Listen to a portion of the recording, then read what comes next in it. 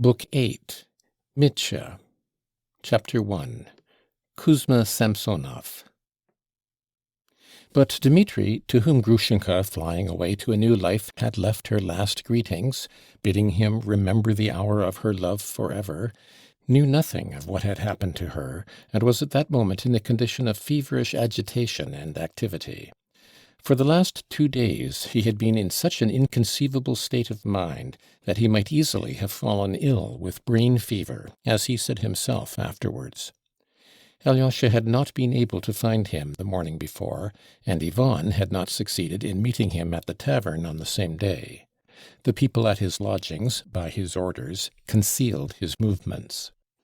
He had spent those 2 days literally rushing in all directions, struggling with his destiny and trying to save himself, as he expressed it himself afterwards, and for some hours he even made a dash out of the town on urgent business, terrible as it was to him to lose sight of Grushenka for a moment. All this was explained afterwards in detail and confirmed by documentary evidence, but for the present we will only note the most essential incidents of those 2 terrible days immediately preceding the awful catastrophe that broke so suddenly upon him. Though Grushenka had, it is true, loved him for an hour, genuinely and sincerely, yet she tortured him sometimes cruelly and mercilessly. The worst of it was that he could never tell what she meant to do. To prevail upon her by force or kindness was also impossible. She would yield to nothing. She would only have become angry and turned away from him altogether. He knew that well already. He suspected, quite correctly, that she too was passing through an inward struggle and was in a state of extraordinary indecision, that she was making up her mind to something and unable to determine upon it. And so, not without good reason, he divined, with a sinking heart, that at moments she must simply hate him and his passion. And so perhaps it was.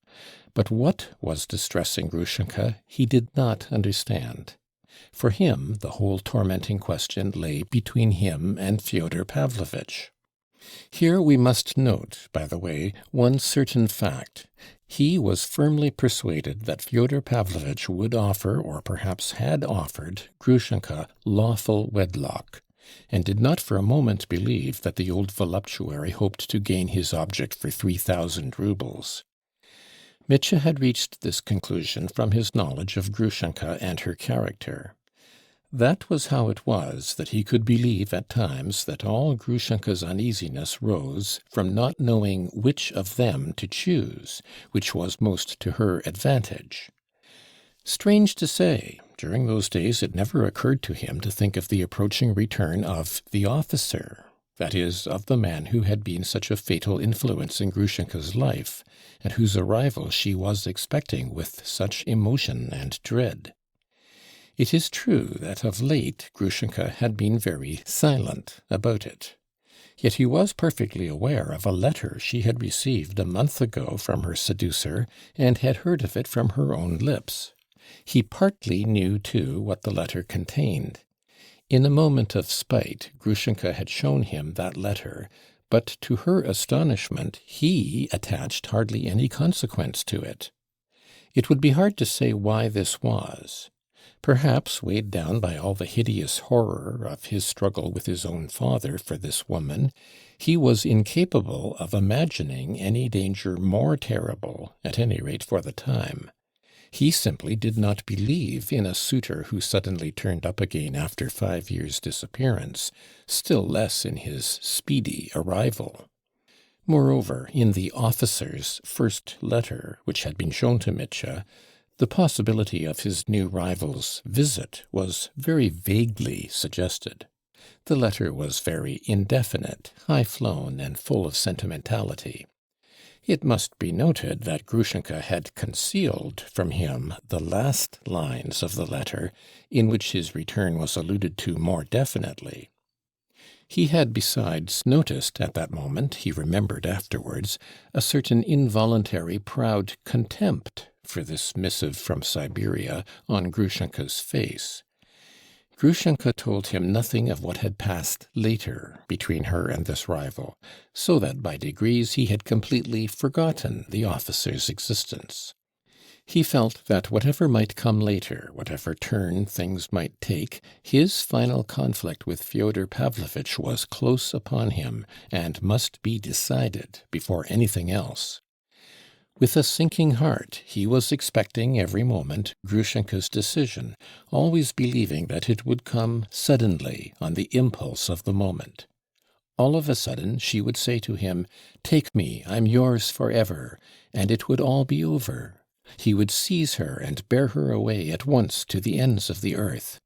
Oh, then he would bear her away at once, as far, far away as possible, to the farthest end of Russia, if not of the earth.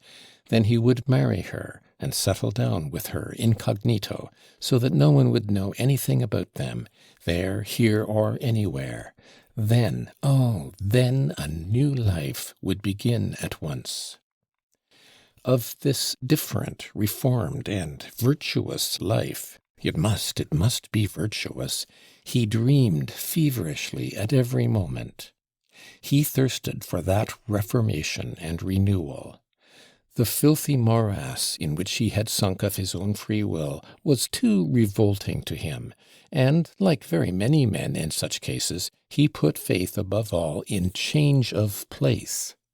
If only it were not for these people, if only it were not for these circumstances, if only he could fly away from this accursed place, he would be altogether regenerated, would enter on a new path.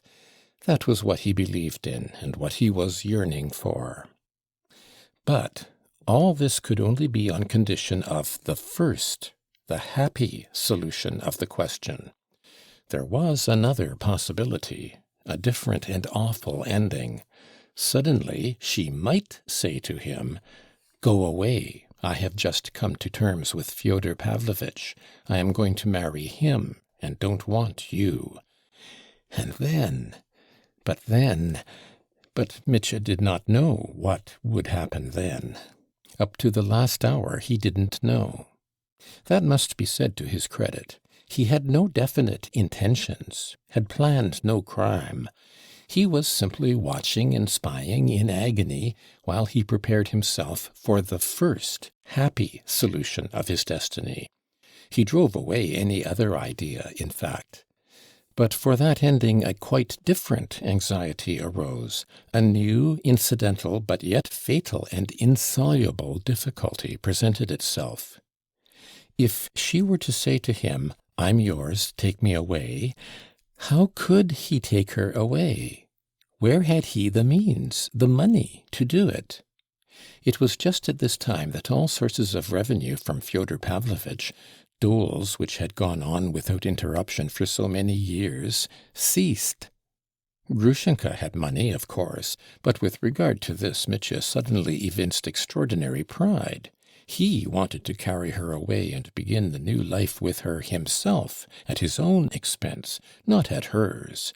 He could not conceive of taking her money, and the very idea caused him a pang of intense repulsion. I won't enlarge on this fact or analyze it here, but confine myself to remarking that this was his attitude at the moment. All this may have arisen indirectly and unconsciously from the secret stings of his conscience for the money of Katerina Ivanovna that he had dishonestly appropriated. "I've been a scoundrel to one of them, and I shall be a scoundrel again to the other directly," was his feeling then, as he explained after. "And when Grushenka knows, she won't care for such a scoundrel." Where, then, was he to get the means? Where was he to get the fateful money? Without it, all would be lost, and nothing could be done. And only because I hadn't the money. Oh, the shame of it! To anticipate things, he did, perhaps, know where to get the money, knew perhaps where it lay at that moment. I will say no more of this here, as it will all be clear later. But his chief trouble, I must explain, however obscurely, lay in the fact that to have that sum he knew of, to have the right to take it, he must first restore Katerina Ivanovna's 3,000. If not, I am a common pickpocket, I'm a scoundrel, and I don't want to begin a new life as a scoundrel, Mitya decided. And so he made up his mind to move heaven and earth to return Katerina Ivanovna that 3,000, and that first of all. The final stage of this decision, so to say, had been reached only during the last hours, that is, after his last interview with Alyosha 2 days before on the high road, on the evening when Grushenka had insulted Katerina Ivanovna, and Mitya, after hearing Alyosha's account of it, had admitted that he was a scoundrel, and told him to tell Katerina Ivanovna so, if it could be any comfort to her. After parting from his brother on that night, he had felt, in his frenzy, that it would be better to murder and rob someone than fail to pay my debt to Katya. I'd rather everyone thought me a robber and a murderer. I'd rather go to Siberia than that Katya should have the right to say that I deceived her and stole her money and used her money to run away with Grushenka and begin a new life. That I can't do. So Mitya decided, grinding his teeth, and he might well fancy at times that his brain would give way, but meanwhile he went on struggling. Strange to say, though one would have supposed there was nothing left for him but despair, for what chance had he, with nothing in the world, to raise such a sum? Yet to the very end he persisted in hoping that he would get that 3,000, that the money would somehow come to him of itself, as though it might drop from heaven. That is just how it is with people who, like Dmitri, have never had anything to do with money except to squander what has come to them by inheritance without any effort of their own, and have no notion how money is obtained. A whirl of the most fantastic notions took possession of his brain immediately after he had parted with Alyosha 2 days before, and threw his thoughts into a tangle of confusion. This is how it was he pitched first on a perfectly wild enterprise. And perhaps to men of that kind in such circumstances, the most impossible, fantastic schemes occur first, and seem most practical. He suddenly determined to go to Samsonov, the merchant who was Grushenka's protector, and to propose a scheme to him, and by means of it to obtain from him at once the whole of the sum required. Of the commercial value of his scheme he had no doubt, not the slightest, and was only uncertain how Samsonov would look upon his freak, supposing he were to consider it from any but the commercial point of view. Though Mitya knew the merchant by sight, he was not acquainted with him and had never spoken a word to him. But for some unknown reason he had long entertained the conviction that the old reprobate, who was lying at death's door, would perhaps not at all object now to Grushenka's securing a respectable position and marrying a man to be depended upon. And he believed not only that he would not object, but that this was what he desired, and if opportunity arose that he would be ready to help. From some rumor, or perhaps from some stray word of Grushenka's, he had gathered further that the old man would perhaps prefer him to Fyodor Pavlovitch for Grushenka. Possibly many of the readers of my novel will feel that in reckoning on such assistance, and being ready to take his bride, so to speak, from the hands of her protector, Dmitri showed great coarseness and want of delicacy. I will only observe that Mitya looked upon Grushenka's past as something completely over. He looked on that past with infinite pity, and resolved with all the fervor of his passion that when once Grushenka told him she loved him and would marry him, it would mean the beginning of a new Grushenka and a new Dmitri, free from every vice. They would forgive one another and would begin their lives afresh.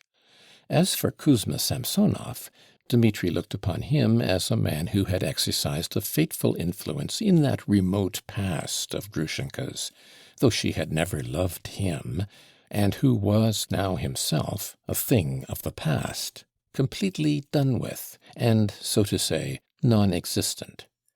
Besides, Mitya hardly looked upon him as a man at all, for it was known to everyone in the town that he was only a shattered wreck, whose relations with Grushenka had changed their character and were now simply paternal, and that this had been so for a long time. In any case, there was much simplicity on Mitya's part in all this, for in spite of all his vices he was a very simple-hearted man. It was an instance of this simplicity that Mitya was seriously persuaded that, being on the eve of his departure for the next world, old Kuzma must sincerely repent of his past relations with Grushenka, and that she had no more devoted friend and protector in the world than this now harmless old man. After his conversation with Alyosha at the crossroads, he hardly slept all night, and at 10 o'clock next morning he was at the house of Samsonov and telling the servant to announce him. It was a very large and gloomy old house of 2 stories, with a lodge and outhouses. In the lower story lived Samsonov's 2 married sons with their families, his old sister and his unmarried daughter. In the lodge lived 2 of his clerks, one of whom also had a large family. Both the lodge and the lower story were overcrowded, but the old man kept the upper floor to himself, and would not even let the daughter live there with him, though she waited upon him, and in spite of her asthma was obliged at certain fixed hours, and at any time he might call her, to run upstairs to him from below. The upper floor contained a number of large rooms kept purely for show, furnished in the old-fashioned merchant style, with long monotonous rows of clumsy mahogany chairs along the walls, with glass chandeliers under shades, and gloomy mirrors on the walls. All these rooms were entirely empty and unused, for the old man kept to one room, a small remote bedroom, where he was waited upon by an old servant with a kerchief on her head, and by a lad who used to sit on the locker in the passage. Owing to his swollen legs, the old man could hardly walk at all, and was only rarely lifted from his leather armchair, when the old woman, supporting him, led him up and down the room once or twice. He was morose and taciturn, even with this old woman. When he was informed of the arrival of the captain, he at once refused to see him. But Mitya persisted and sent his name up again. Samsonov questioned the lad minutely, what he looked like, whether he was drunk, was he going to make a row? The answer he received was that he was sober, but wouldn't go away. The old man again refused to see him. Then Mitya, who had foreseen this and purposely brought pencil and paper with him, wrote clearly on the piece of paper the words, "On most important business closely concerning Agrafena Alexandrovna," and sent it up to the old man. After thinking a little, Samsonov told the lad to take the visitor to the drawing-room, and sent the old woman downstairs with a summons to his younger son to come upstairs to him at once. This younger son, a man over 6 foot and of exceptional physical strength, who was closely shaven and dressed in the European style, though his father still wore a kaftan and a beard, came at once without a comment. All the family trembled before the father. The old man had sent for this giant, not because he was afraid of the captain, he was by no means of a timorous temper, but in order to have a witness in case of any emergency. Supported by his son and the servant lad, he waddled at last into the drawing-room. It may be assumed that he felt considerable curiosity. The drawing-room in which Mitya was awaiting him was a vast, dreary room that laid a weight of depression on the heart. It had a double row of windows, a gallery, marbled walls, and 3 immense chandeliers with glass lustres covered with shades. Mitya was sitting on a little chair at the entrance, awaiting his fate with nervous impatience. When the old man appeared at the opposite door, 70 feet away, Mitya jumped up at once, and with his long military stride walked to meet him. Mitya was well dressed, in a frock coat, buttoned up, with a round hat and black gloves in his hands, just as he had been 3 days before at the elders', at the family meeting with his father and brothers. The old man waited for him, standing dignified and unbending, and Mitya felt at once that he had looked him through and through as he advanced. Mitya was greatly impressed, too, with Samsonov's immensely swollen face. His lower lip, which had always been thick, hung down now, looking like a bun. He bowed to his guest in dignified silence, motioned him to a low chair by the sofa, and, leaning on his son's arm, he began lowering himself onto the sofa opposite, groaning painfully, so that Mitya, seeing his painful exertions, immediately felt remorseful and sensitively conscious of his insignificance in the presence of the dignified person he had ventured to disturb. "What is it you want of me, sir?" said the old man, deliberately, distinctly, severely, but courteously, when he was at last seated. Mitya started, leapt up, but sat down again. Then he began at once speaking with loud, nervous haste, gesticulating and in a positive frenzy. He was unmistakably a man driven into a corner, on the brink of ruin, catching at the last straw, ready to sink if he failed. Old Samsonov probably grasped all this in an instant, though his face remained cold and immovable as a statue's. "Most honored sir, Kuzma Kuzmich, you have no doubt heard more than once of my disputes with my father, Fyodor Pavlovitch Karamazov, who robbed me of my inheritance from my mother. Seeing the whole town is gossiping about it, for here everyone's gossiping of what they shouldn't, and besides it might have reached you through I beg your pardon, through Agrafena Alexandrovna, the lady for whom I have the highest respect and esteem." So Mitya began, and broke down at the first sentence. We will not reproduce his speech word for word, but will only summarize the gist of it. 3 months ago, he said, he had of express intention, Mitya purposely used these words instead of intentionally, consulted a lawyer in the chief town of the province, a distinguished lawyer, Kuzma Kuzmich, Pavel Pavlovitch Kornepladov. You have perhaps heard of him? A man of vast intellect, the mind of a statesman. He knows you, too, spoke of you in the highest terms.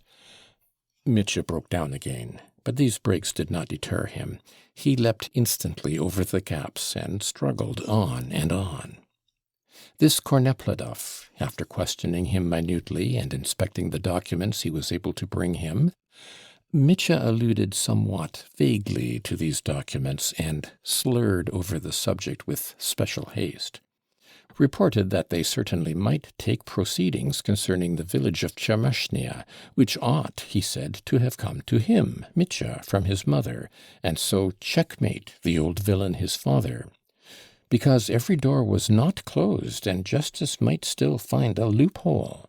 In fact, he might reckon on an additional sum of 6 or even 7,000 rubles from Fyodor Pavlovitch, as Chermashnia was worth at least 25,000, he might say 28,000, in fact 30, Kuzma Kuzmich, and would you believe it, I didn't get 17 from that heartless man. So he, Mitya, had thrown the business up for the time, knowing nothing about the law, but on coming here was struck dumb by a cross-claim made upon him. Here Mitya went adrift again, and again took a flying leap forward. So will not you, excellent and honored Kuzma Kuzmich, be willing to take up all my claims against that unnatural monster, and pay me a sum down of only 3,000? You see, you cannot in any case lose over it. On my honor, I swear that. Quite the contrary, you may make 6 or 7,000 instead of 3. Above all, he wanted this concluded that very day. I'll do the business with you at a notary's or whatever it is. In fact, I'm ready to do anything. I'll hand over all the deeds, whatever you want, sign anything, and we could draw up the agreement at once. And if it were only possible, that very morning, you could pay me that 3,000, for there isn't a capitalist in this town to compare with you, and so would save me, in fact, for a good, I might say, an honorable action. For I cherish the most honorable feelings for a certain person whom you know well, and care for as a father. I would not have come, indeed, if it had not been as a father. And indeed, it's a struggle of three in this business, for it's fate. That's a fearful thing, Kuzma Kuzmich. A tragedy, Kuzma Kuzmich, a tragedy. And as you've dropped out long ago, it's a tug-of-war between two. I'm expressing it awkwardly, perhaps, but I'm not a literary man. You see, I'm on the one side, and that monster on the other. So you must choose. It's either I or the monster. It all lies in your hands, the fate of 3 lives and the happiness of 2. Excuse me, I'm making a mess of it, but you understand. I see from your venerable eyes that you understand, and if you don't understand, I'm done for. So you see—" Mitya broke off his clumsy speech with that "so you see," and jumping up from his seat, awaited the answer to his foolish proposal. At the last phrase he had suddenly become hopelessly aware that it had all fallen flat, above all that he had been talking utter nonsense. How strange it is! On the way here it seemed all right, and now it's nothing but nonsense. The idea suddenly dawned on his despairing mind. All the while he had been talking, the old man sat motionless, watching him with an icy expression in his eyes. After keeping him for a moment in suspense, Kuzma Kuzmich pronounced at last in the most positive and chilling tone, "Excuse me, we don't undertake such business." Mitya suddenly felt his legs growing weak under him. "What am I to do now, Kuzma Kuzmich?" he muttered with a pale smile. "I suppose it's all up with me. What do you think?" "Excuse me." Mitya remained standing, staring, motionless. He suddenly noticed a movement in the old man's face. He started. "You see, sir, business of that sort's not in our line," said the old man slowly. "There's the court and the lawyers. It's a perfect misery. But if you like, there is a man here you might apply to." "Good heavens! Who is it? You're my salvation, Kuzma Kuzmich," faltered Mitya.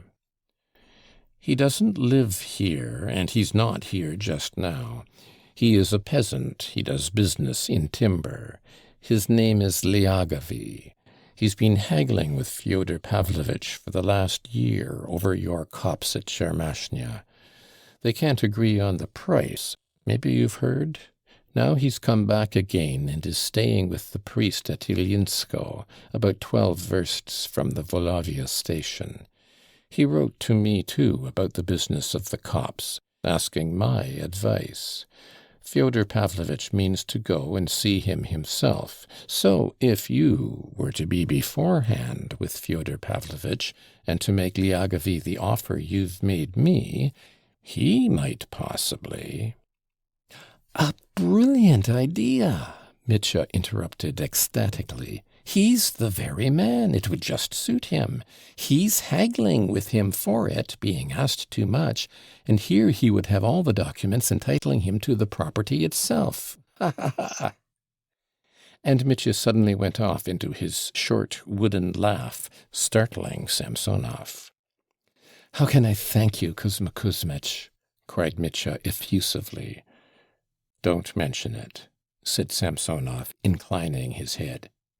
"But you don't know. You've saved me. Oh, it was a true presentiment brought me to you. So now to this priest." "No need of thanks."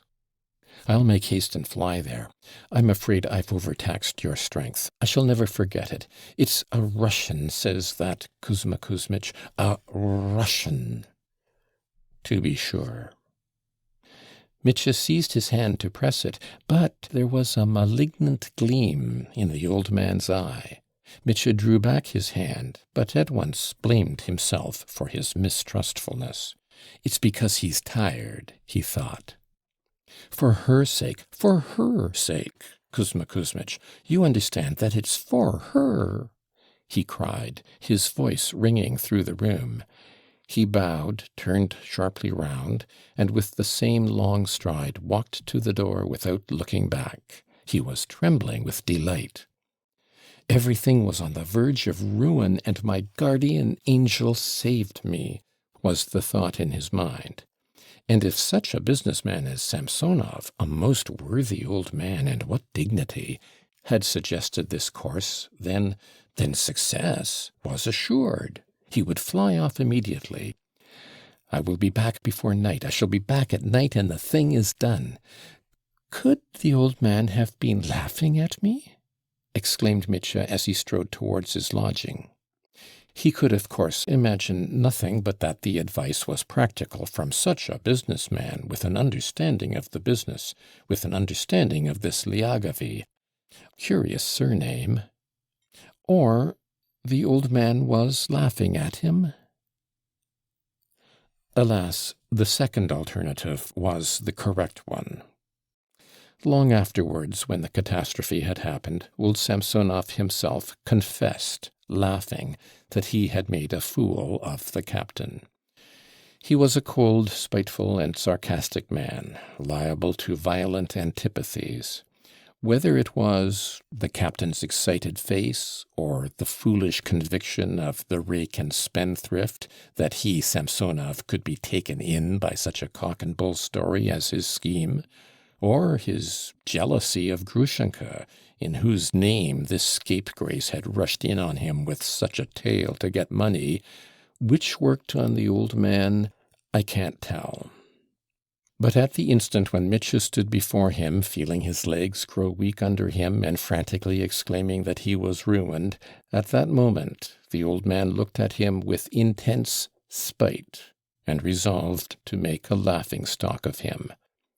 When Mitya had gone, Kuzma Kuzmich, white with rage, turned to his son and bade him see to it that that beggar be never seen again, and never admitted even into the yard, or else He did not utter his threat, but even his son, who often saw him enraged, trembled with fear.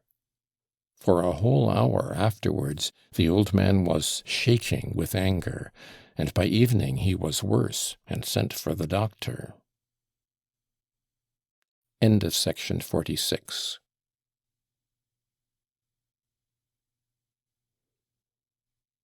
Book 8, Chapter 2, Lyagavy. So he must drive at full speed, and he had not the money for horses. He had 40 kopecks, and that was all that was left after so many years of prosperity. But he had at home an old silver watch which had long ceased to go. He snatched it up and carried it to a Jewish watchmaker who had a shop in the marketplace. The Jew gave him 6 rubles for it. "And I didn't expect that," cried Mitya, ecstatically. He was still in a state of ecstasy. He seized his 6 rubles and ran home. At home he borrowed 3 rubles from the people of the house, who loved him so much that they were pleased to give it him, though it was all they had. Mitya, in his excitement, told them on the spot that his fate would be decided that day, and he described in desperate haste the whole scheme he had put before Samsonov, the latter's decision, his own hopes for the future, and so on. These people had been told many of their lodger's secrets before, and so looked upon him as a gentleman who was not at all proud, and almost one of themselves. Having thus collected 9 rubles, Mitya sent for posting horses to take him to the Volovya station. This was how the fact came to be remembered and established that at midday on the day before the event Mitya had not a farthing, and that he had sold his watch to get money and had borrowed 3 rubles from his landlord, all in the presence of witnesses. I note this fact. Later on it will be apparent why I do so. Though he was radiant with the joyful anticipation that he would at last solve all his difficulties, yet as he drew near Volovya station he trembled at the thought of what Grushenka might be doing in his absence. What if she made up her mind today to go to Fyodor Pavlovitch? This was why he had gone off without telling her, and why he left orders with his landlady not to let out where he had gone if anyone came to inquire for him. I must get back tonight, he repeated as he was jolted along in the cart, and I dare say I shall have to bring this Lyagavy back here to draw up the deed. So mused Mitya with a throbbing heart, but alas, his dreams were not fated to be carried out. To begin with, he was late, taking a short cut from Volovya station, which turned out to be 18 versts instead of 12. Secondly, he did not find the priest at home in Ilyinsko. He had gone off to a neighboring village. While Mitya, setting off there with the same exhausted horses, was looking for him, it was almost dark. The priest, a shy and amiable-looking little man, informed him at once that though Lyagavy had been staying with him at first, he was now at Suhoy Posyolok, that he was staying the night in the forester's cottage, as he was buying timber there too. At Mitya's urgent request that he would take him to Lyagavy at once, and by so doing save him, so to speak, the priest agreed, after some demur, to conduct him to Suhoy Posyolok. His curiosity was obviously aroused. But unluckily he advised their going on foot, as it would not be much over a verst. Mitya, of course, agreed, and marched off with his yard-long strides, so that the poor priest almost ran after him. He was a very cautious man, though not old. Mitya at once began talking to him, too, of his plans, nervously and excitedly asking advice in regard to Lyagavy, and talking all the way. The priest listened attentively, but gave little advice. He turned off Mitya's questions with, "I don't know," "I can't say," "How can I tell?" and so on. When Mitya began to speak of his quarrel with his father over his inheritance, the priest was positively alarmed, as he was in some way dependent on Fyodor Pavlovitch. He inquired, however, with surprise, why he called the peasant trader Gorstkin Lyagavy, and obligingly explained to Mitya that though the man's name really was Lyagavy, he was never called so, as he would be grievously offended at the name, and that he must be sure to call him Gorstkin, or you'll do nothing with him, he won't even listen to you, said the priest in conclusion. Mitya was somewhat surprised for a moment, and explained that that was what Samsonov had called him. On hearing this fact, the priest dropped the subject, though he would have done well to put into words his doubt whether, if Samsonov had sent him to that peasant calling him Lyagavy, there was not something wrong about it, and he was turning him into ridicule. But Mitya had no time to pause over such trifles. He hurried, striding along, and only when he reached Suhoy Posyolok did he realize that they had come not 1 verst, nor 1.5, but at least 3. This annoyed him, but he controlled himself. They went into the hut. The forester lived in 1/2 of the hut, and Gorstkin was lodging in the other, the better room, the other side of the passage. They went into that room and lighted a tallow candle. The hut was extremely overheated. On the table there was a samovar that had gone out, a tray with cups, an empty rum bottle, a bottle of vodka partly full, and some half-eaten crusts of wheaten bread. The visitor himself lay stretched at full length on the bench, with his coat crushed up under his head for a pillow, snoring heavily. Mitya stood in perplexity. Of course I must wake him. My business is too important. I've come in such haste. I'm in a hurry to get back today," he said in great agitation. But the priest and the forester stood in silence, not giving their opinion. Mitya went up and began trying to wake him himself. He tried vigorously, but the sleeper did not wake. "He's drunk," Mitya decided. "Good Lord, what am I to do? What am I to do?" And terribly impatient, he began pulling him by the arms, by the legs, shaking his head, lifting him up, and making him sit on the bench. Yet, after prolonged exertions, he could only succeed in getting the drunken man to utter absurd grunts and violent but inarticulate oaths. "No, you'd better wait a little," the priest pronounced at last, "for he's obviously not in a fit state." "He's been drinking the whole day," the forester chimed in. "Good heavens!" cried Mitya. "If only you knew how important it is to me, and how desperate I am!" "No, you'd better wait till morning," the priest repeated. "Till morning? Mercy, that's impossible."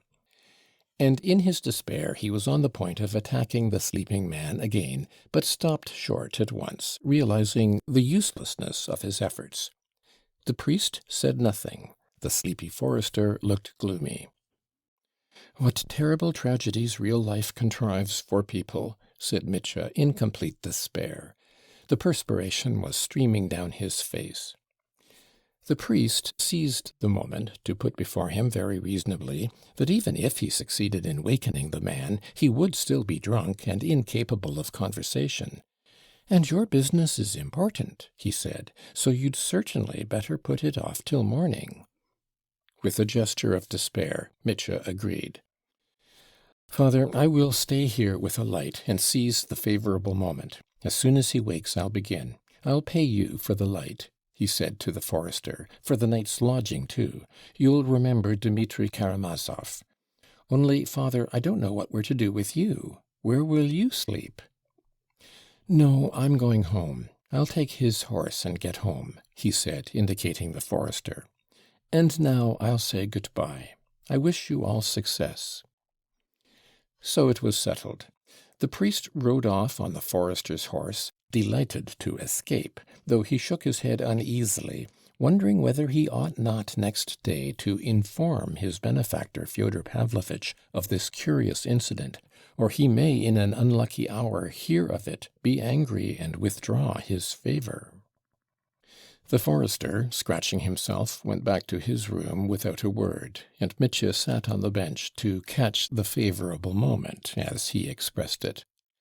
Profound dejection clung about his soul like a heavy mist, a profound, intense dejection. He sat thinking, but could reach no conclusion. The candle burnt dimly, a cricket chirped. It became insufferably close in the overheated room. He suddenly pictured the garden, the path behind the garden, the door of his father's house mysteriously opening, and Grushenka running in. He leapt up from the bench. "It's a tragedy," he said, grinding his teeth. Mechanically he went up to the sleeping man and looked in his face. He was a lean, middle-aged peasant with a very long face, flaxen curls, and a long, thin, reddish beard, wearing a blue cotton shirt and a black waistcoat, from the pocket of which peeped the chain of a silver watch. Mitya looked at his face with intense hatred, and for some unknown reason his curly hair particularly irritated him. What was insufferably humiliating was that after leaving things of such importance and making such sacrifices, he, Mitya, utterly worn out, should with business of such urgency be standing over this dolt on whom his whole fate depended, while he snored as though there were nothing the matter, as though he'd dropped from another planet. "Oh, the irony of fate!" cried Mitya, and, quite losing his head, he fell again to rousing the tipsy peasant. He roused him with a sort of ferocity, pulled at him, pushed him, even beat him, but after 5 minutes of vain exertions he returned to his bench in helpless despair, and sat down. "Stupid, stupid!" cried Mitya. "And how dishonorable it all is!" something made him add. His head began to ache horribly. Should he fling it up and go away altogether? He wondered. No, wait till tomorrow now. I'll stay on purpose. What else did I come for? Besides, I've no means of going. How am I to get away from here now? Oh, the idiocy of it. But his head ached more and more. He sat without moving and unconsciously dozed off and fell asleep as he sat. He seemed to have slept for 2 hours or more. He was waked up by his head aching so unbearably that he could have screamed. There was a hammering in his temples and the top of his head ached. It was a long time before he could wake up fully and understand what had happened to him. At last he realized that the room was full of charcoal fumes from the stove, and that he might die of suffocation. And the drunken peasant still lay snoring. The candle guttered and was about to go out. Mitya cried out and ran staggering across the passage into the forester's room.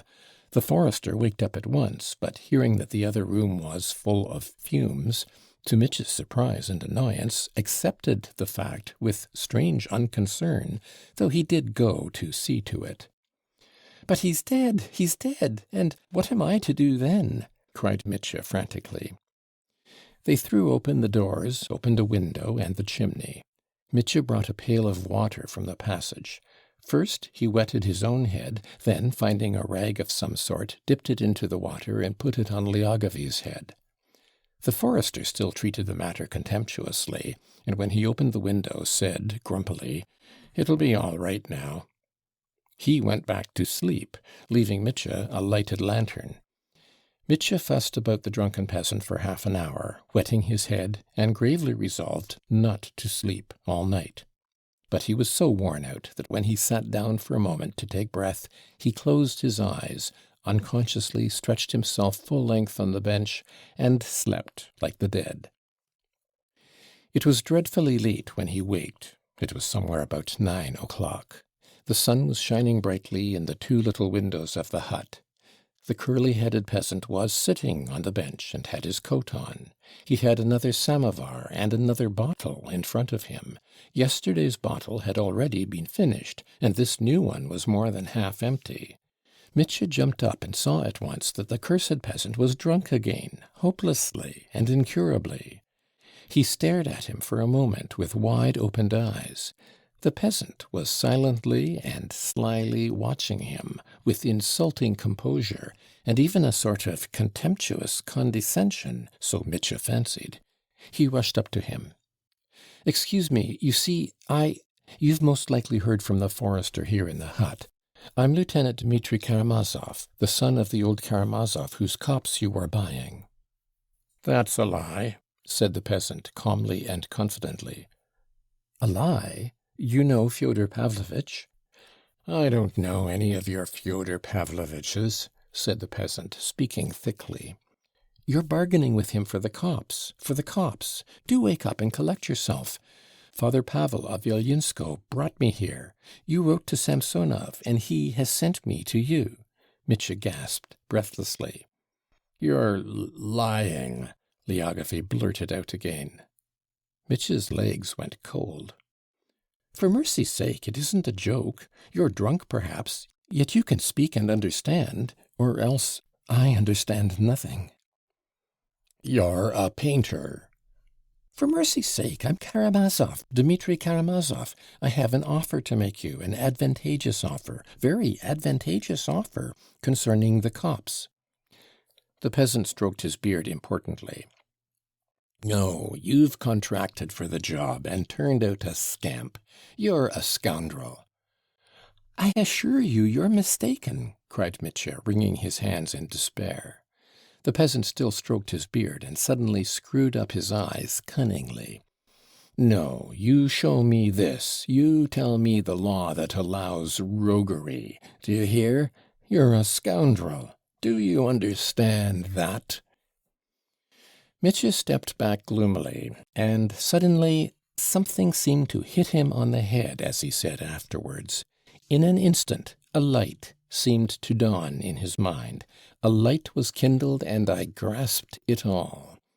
He stood, stupefied, wondering how he, after all a man of intelligence, could have yielded to such folly, have been led into such an adventure, and have kept it up for almost 24 hours, fussing round this Liagavy, wetting his head.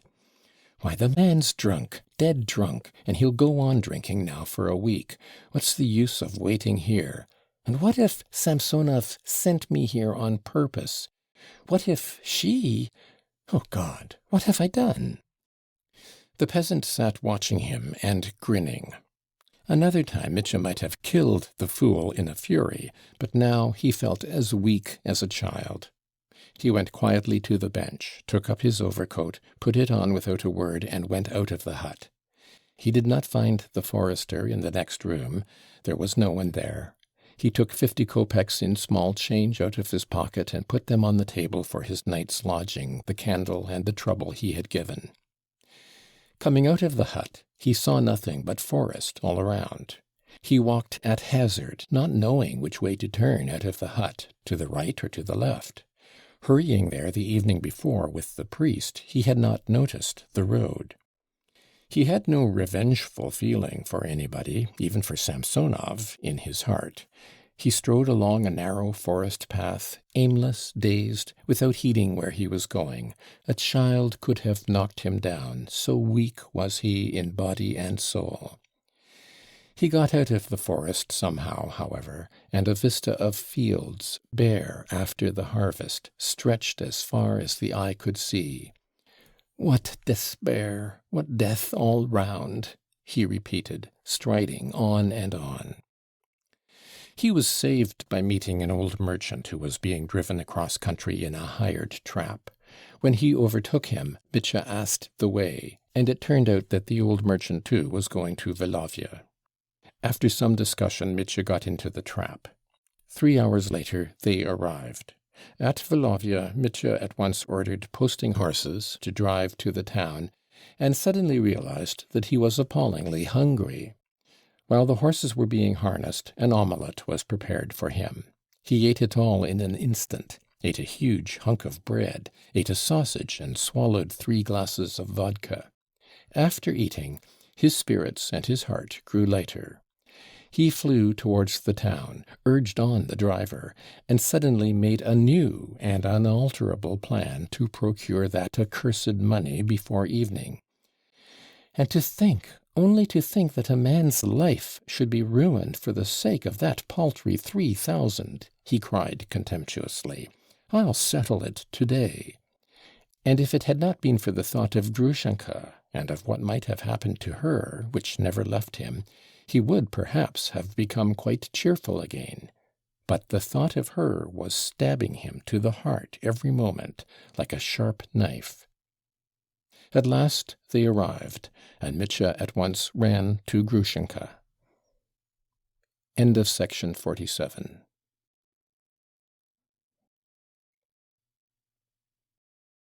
Book 8, Chapter 3. Gold Mines. This was the visit of Mitya of which Grushenka had spoken to Rakitin with such horror. She was just then expecting the message, and was much relieved that Mitya had not been to see her that day or the day before. She hoped that, please God, he won't come till I'm gone away, and he suddenly burst in on her. The rest we know already. To get him off her hands, she suggested at once that he should walk with her to Samsonov's, where she said she absolutely must go to settle his accounts, and when Mitya accompanied her at once, she said good-bye to him at the gate, making him promise to come at 12 o'clock to take her home again. Mitya too was delighted at this arrangement. If she was sitting at Samsonov's, she could not be going to Fyodor Pavlovitch's. If only she's not lying, he added at once. But he thought she was not lying from what he saw. He was that sort of jealous man who, in the absence of the beloved woman, at once invents all sorts of awful fancies of what may be happening to her, and how she may be betraying him, but when shaken, heartbroken, convinced of her faithlessness, he runs back to her. At the first glance at her face, her gay, laughing, affectionate face, he revives at once, lays aside all suspicion, and with joyful shame abuses himself for his jealousy. After leaving Grushenka at the gate, he rushed home. Oh, he had so much still to do that day! But a load had been lifted from his heart anyway. Now I must only make haste and find out from Smerdyakov whether anything happened there last night, whether by any chance she went to Fyodor Pavlovitch. Ugh! Floated through his mind. Before he had time to reach his lodging, jealousy had surged up again in his restless heart. Jealousy. Othello was not jealous, he was trustful, observed Pushkin. And that remark alone is enough to show the deep insight of our great poet. Othello's soul was shattered, and his whole outlook clouded, simply because his ideal was destroyed. But Othello did not begin hiding, spying, peeping. He was trustful, on the contrary. He had to be led up, pushed on, excited with great difficulty, before he could entertain the idea of deceit. The truly jealous man is not like that. It is impossible to picture to oneself the shame and moral degradation to which the jealous man can descend without a qualm of conscience. And yet it's not as though the jealous were all vulgar and base souls. On the contrary, a man of lofty feelings, whose love is pure and full of self-sacrifice, may yet hide under tables, bribe the vilest people, and be familiar with the lowest ignominy of spying and eavesdropping. Othello was incapable of making up his mind to faithlessness, not incapable of forgiving it, but of making up his mind to it, though his soul was as innocent and free from malice as a babe's. It is not so with the really jealous man. It is hard to imagine what some jealous men can make up their mind to and overlook, and what they can forgive. The jealous are the readiest of all to forgive, and all women know it. The jealous man can forgive extraordinarily quickly, though, of course, after a violent scene, and he is able to forgive infidelity almost conclusively proved, the very kisses and embraces he has seen, if only he can somehow be convinced that it has all been for the last time, and that his rival will vanish from that day forward, will depart to the ends of the earth, or that he himself will carry her away somewhere where that dreaded rival will not get near her. Of course, the reconciliation is only for an hour. For even if the rival did disappear next day, he would invent another one, and would be jealous of him. And one might wonder what there was in a love that had to be so watched over, what a love could be worth that needed such strenuous guarding. But that the jealous will never understand. And yet among them are men of noble hearts. It is remarkable, too, that those very men of noble hearts, standing hidden in some cupboard, listening and spying, never feel the stings of conscience, at that moment anyway, though they understand clearly enough with their noble hearts the shameful depths to which they have voluntarily sunk. At the sight of Grushenka, Mitya's jealousy vanished, and for an instant he became trustful and generous, and positively despised himself for his evil feelings. But it only proved that, in his love for the woman, there was an element of something far higher than he himself imagined, that it was not only a sensual passion, not only the curve of her body of which he had talked to Alyosha. But as soon as Grushenka had gone, Mitya began to suspect her of all the low cunning of faithlessness, and he felt no sting of conscience at it. And so jealousy surged up in him again. He had in any case to make haste. The first thing to be done was to get hold of at least a small temporary loan of money. The 9 rubles had almost all gone on his expedition. And, as we all know, one can't take a step without money. But he had thought over in the cart where he could get a loan. He had a brace of fine dueling pistols in a case, which he had not pawned till then because he prized them above all his possessions. In the Metropolis Tavern he had some time since made acquaintance with a young official, and had learnt that this very opulent bachelor was passionately fond of weapons. He used to buy pistols, revolvers, daggers, hang them on his wall, and show them to acquaintances. He prided himself on them, and was quite a specialist on the mechanism of the revolver. Mitya, without stopping to think, went straight to him, and offered to pawn his pistols to him for 10 roubles. The official, delighted, began trying to persuade him to sell them outright, but Mitya would not consent, so the young man gave him 10 roubles, protesting that nothing would induce him to take interest. They parted friends. Mitya was in haste. He rushed towards Fyodor Pavlovitch's by the back way to his arbor to get hold of Smerdyakov as soon as possible. In this way the fact was established that 3 or 4 hours before a certain event of which I shall speak later on, Mitya had not a farthing, and pawned for 10 roubles a possession he valued, though 3 hours later he was in possession of thousands. But I am anticipating. From Marya Kondratyevna, the woman living near Fyodor Pavlovitch's, he learned the very disturbing fact of Smerdyakov's illness. He heard the story of his fall in the cellar, his fit, the doctor's visit, Fyodor Pavlovitch's anxiety. He heard with interest, too, that his brother Ivan had set off that morning for Moscow.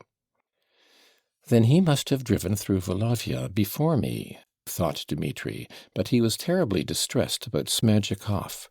What will happen now? Who will keep watch for me? Who will bring me word? He thought. He began greedily questioning the women whether they had seen anything the evening before. They quite understood what he was trying to find out, and completely reassured him. No one had been there. Ivan Fyodorovitch had been there the night. Everything had been perfectly as usual. Mitya grew thoughtful. He would certainly have to keep watch today, but where? Here or at Samsonov's gate? He decided that he must be on the lookout both here and there, and meanwhile, the difficulty was that he had to carry out the new plan that he had made on the journey back. He was sure of its success, but he must not delay acting upon it. Mitya resolved to sacrifice an hour to it. In an hour I shall know everything, I shall settle everything, and then, first of all to Samsonov's. I'll inquire whether Grushenka's there, and instantly be back here again, stay till 11, and then to Samsonov's again to bring her home. This was what he decided. He flew home, washed, combed his hair, brushed his clothes, dressed, and went to Madame Hohlakov's. Alas, he had built his hopes on her. He had resolved to borrow 3,000 from that lady, and what was more, he felt suddenly convinced that she would not refuse to lend it to him. It may be wondered why, if he felt so certain, he had not gone to her at first, one of his own sort, so to speak, instead of to Samsonov, a man he did not know, who was not of his own class, and to whom he hardly knew how to speak. But the fact was that he had never known Madame Hohlakoff well, and had seen nothing of her for the last month, and that he knew she could not endure him. She had detested him from the first, because he was engaged to Katerina Ivanovna, while she had, for some reason, suddenly conceived the desire that Katerina Ivanovna should throw him over and marry the charming, chivalrously refined Ivan, who had such excellent manners. Mitya's manners she detested. Mitya positively laughed at her, and had once said about her that she was just as lively and at her ease as she was uncultivated. But that morning, in the cart, a brilliant idea had struck him. If she is so anxious I should not marry Katerina Ivanovna, and he knew she was positively hysterical upon the subject, why should she refuse me now that 3,000 just to enable me to leave Katya and get away from her forever? These spoilt fine ladies, if they set their hearts on anything, will spare no expense to satisfy their caprice. Besides, she's so rich, Mitya argued. As for his plan, it was just the same as before.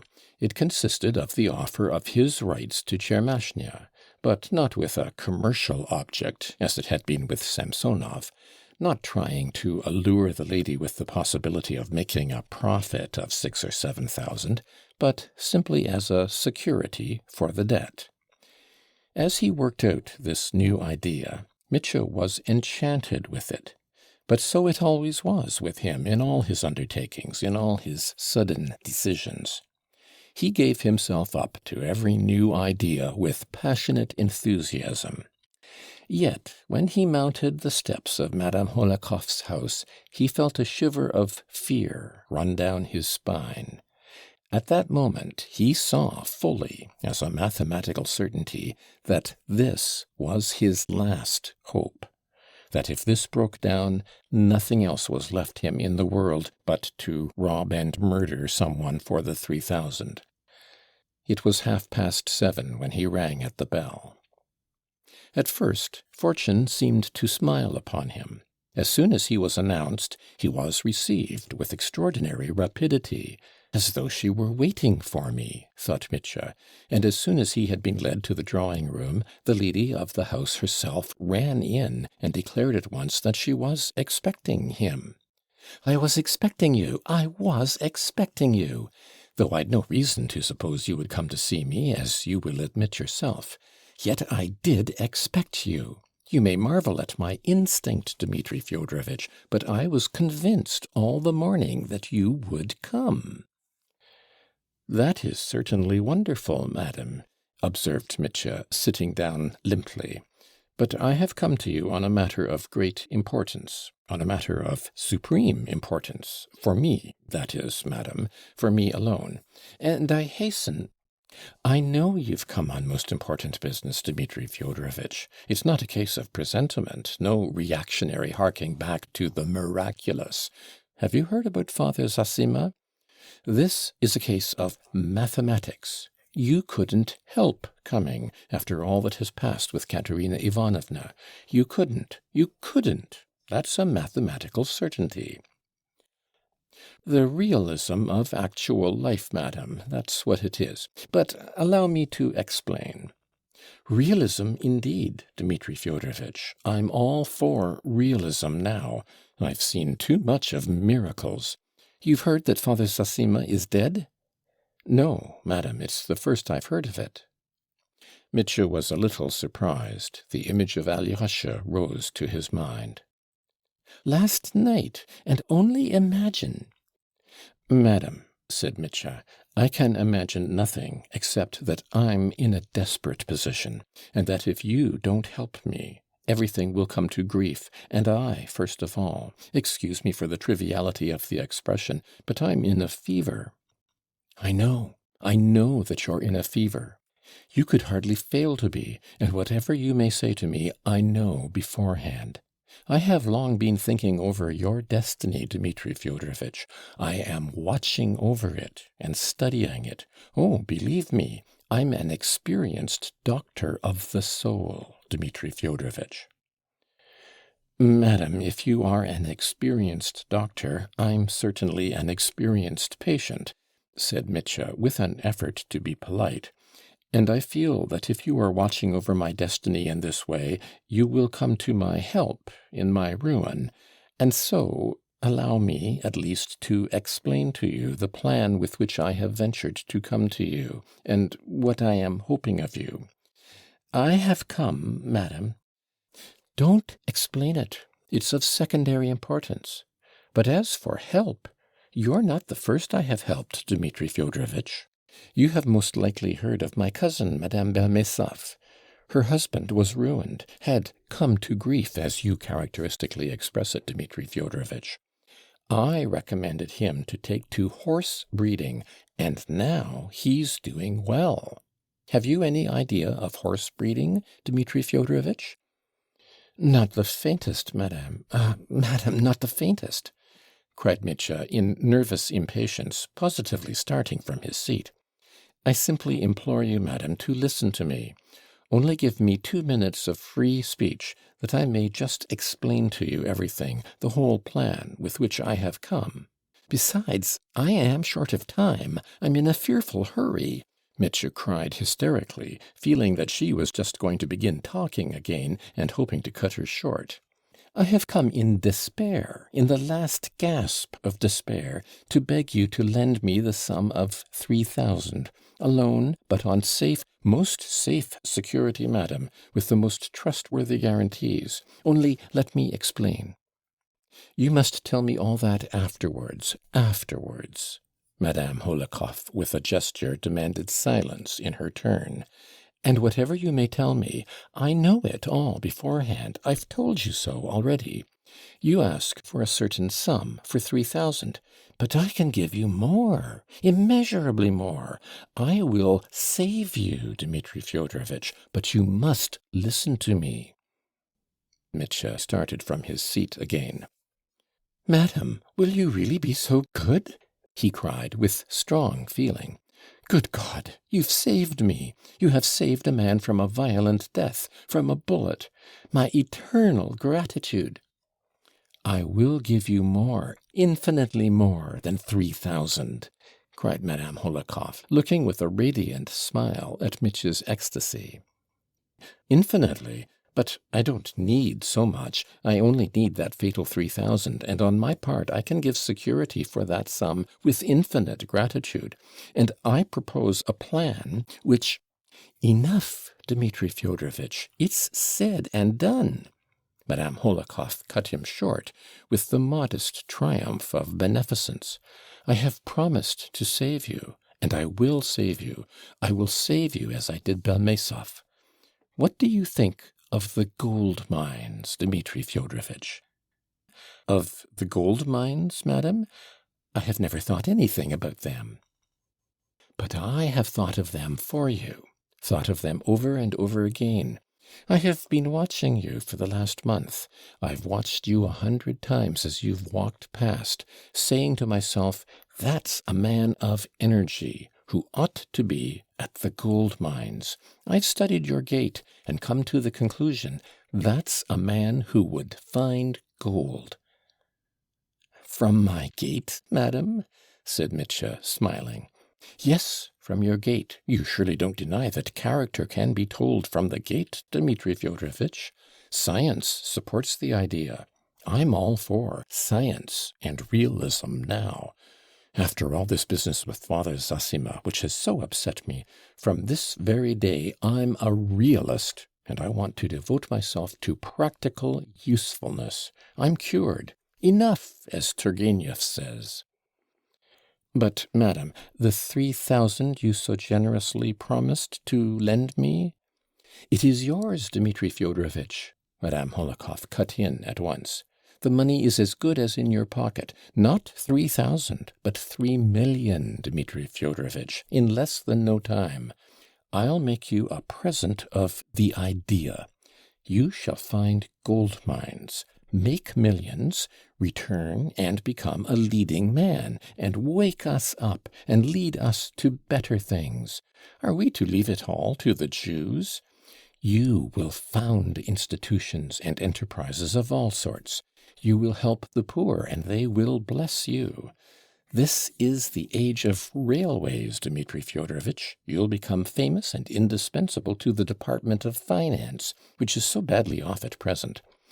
The depreciation of the ruble keeps me awake at night, Dmitri Fyodorovitch. People don't know that side of me. Madam, Dmitri interrupted with an uneasy presentiment, I shall indeed perhaps follow your advice, your wise advice, madam. I shall perhaps set off to the gold mines. I'll come and see you again about it, many times indeed. But now, that 3,000 you so generously, oh, that would set me free. And if you could, today, you see, I haven't a minute to lose today." "Enough, Dmitri Fyodorovitch, enough," Madame Hohlakov interrupted emphatically. "The question is, will you go to the gold mines or not? Have you quite made up your mind? Answer, yes or no." "I will go, madam. Afterwards. I'll go where you like. But now—" "Wait!" cried Madame Hohlakov. And jumping up and running to a handsome bureau with numerous little drawers, she began pulling out one drawer after another, looking for something with desperate haste. "The 3,000, thought Mitya, his heart almost stopping, and at the instant, without any papers or formalities. That's doing things in gentlemanly style. She's a splendid woman, if only she didn't talk so much." "Here!" cried Madame Hohlakov, running back joyfully to Mitya. "Here is what I was looking for." It was a tiny silver icon on a cord, such as is sometimes worn next the skin with a cross. "This is from Kiev, Dmitri Fyodorovitch," she went on reverently, "from the relics of the holy martyr Varvara. Let me put it on your neck myself, and with it dedicate you to a new life, to a new career." And she actually put the cord round his neck and began arranging it. In extreme embarrassment, Mitya bent down and helped her, and at last he got it under his necktie and collar through his shirt to his chest. "Now you can set off," Madame Hohlakov pronounced, sitting down triumphantly in her place again. "Madam, I am so touched. I don't know how to thank you, indeed, for such kindness. But if only you knew how precious time is to me. That sum of money for which I shall be indebted to your generosity. Oh, madam, since you are so kind, so touchingly generous to me," Mitya exclaimed impulsively, "then let me reveal to you, though of course you've known it a long time, that I love somebody here. I have been false to Katerina Ivanovna, I should say. Oh, I've behaved inhumanly, dishonorably to her, but I fell in love here with another woman, a woman whom you, madam, perhaps despise, for you know everything already, but whom I cannot leave on any account. And therefore, that 3,000 now—" "Leave everything, Dmitri Fyodorovitch," Madame Hohlakov interrupted in the most decisive tone. "Leave everything, especially women. Gold mines are your goal, and there's no place for women there. Afterwards, when you come back, rich and famous, you will find the girl of your heart in the highest society. That will be a modern girl, a girl of education and advanced ideas. By that time the dawning woman question will have gained ground, and the new woman will have appeared." "Madam, that's not the point, not at all." Mitya clasped his hands in entreaty. "Yes, it is, Dmitri Fyodorovitch, just what you need, the very thing you're yearning for, though you don't realize it yourself. I am not at all opposed to the present woman movement, Dmitri Fyodorovitch. The development of woman, and even the political emancipation of woman in the near future, that's my ideal. I've a daughter myself, Dmitri Fyodorovitch. People don't know that side of me. I wrote a letter to the author, Shchedrin, on that subject. He has taught me so much about the vocation of woman. So last year I sent him an anonymous letter of 2 lines. I kiss and embrace you, my teacher, for the modern woman. Persevere. And I signed myself a mother. I thought of signing myself a contemporary mother, and hesitated, but I stuck to the simple mother. There's more moral beauty in that, Dmitri Fyodorovitch. And the word contemporary might have reminded him of The Contemporary, a painful recollection owing to the censorship. Good heavens! What is the matter?" "Madam," cried Mitya, jumping up at last, clasping his hands before her in helpless entreaty, "you will make me weep if you delay what you have so generously—" "Oh, do weep, Dmitri Fyodorovitch, do weep. That's a noble feeling. Such a path lies open before you. Tears will ease your heart, and later on you will return rejoicing. You will hasten to me from Siberia on purpose to share your joy with me."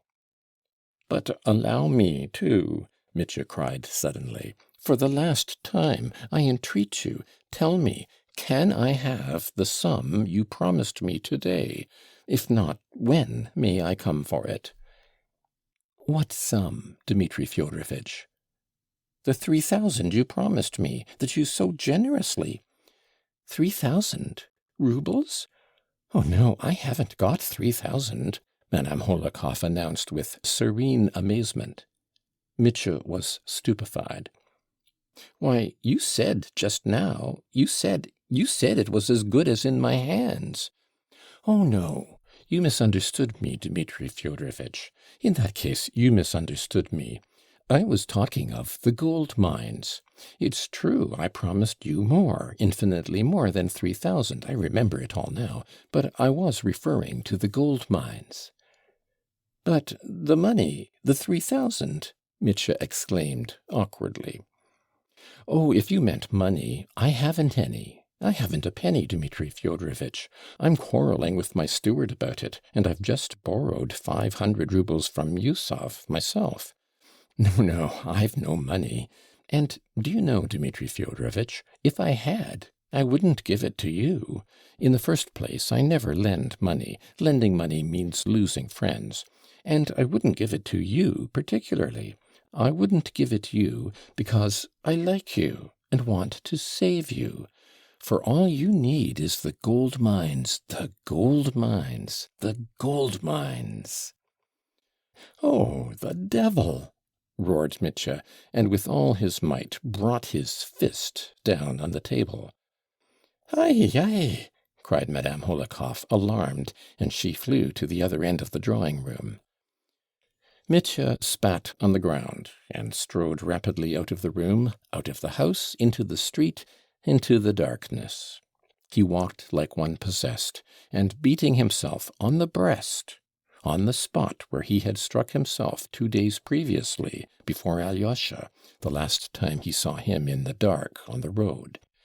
What those blows upon his breast signified on that spot, and what he meant by it, that was, for the time, a secret which was known to no one in the world, and had not been told even to Alyosha.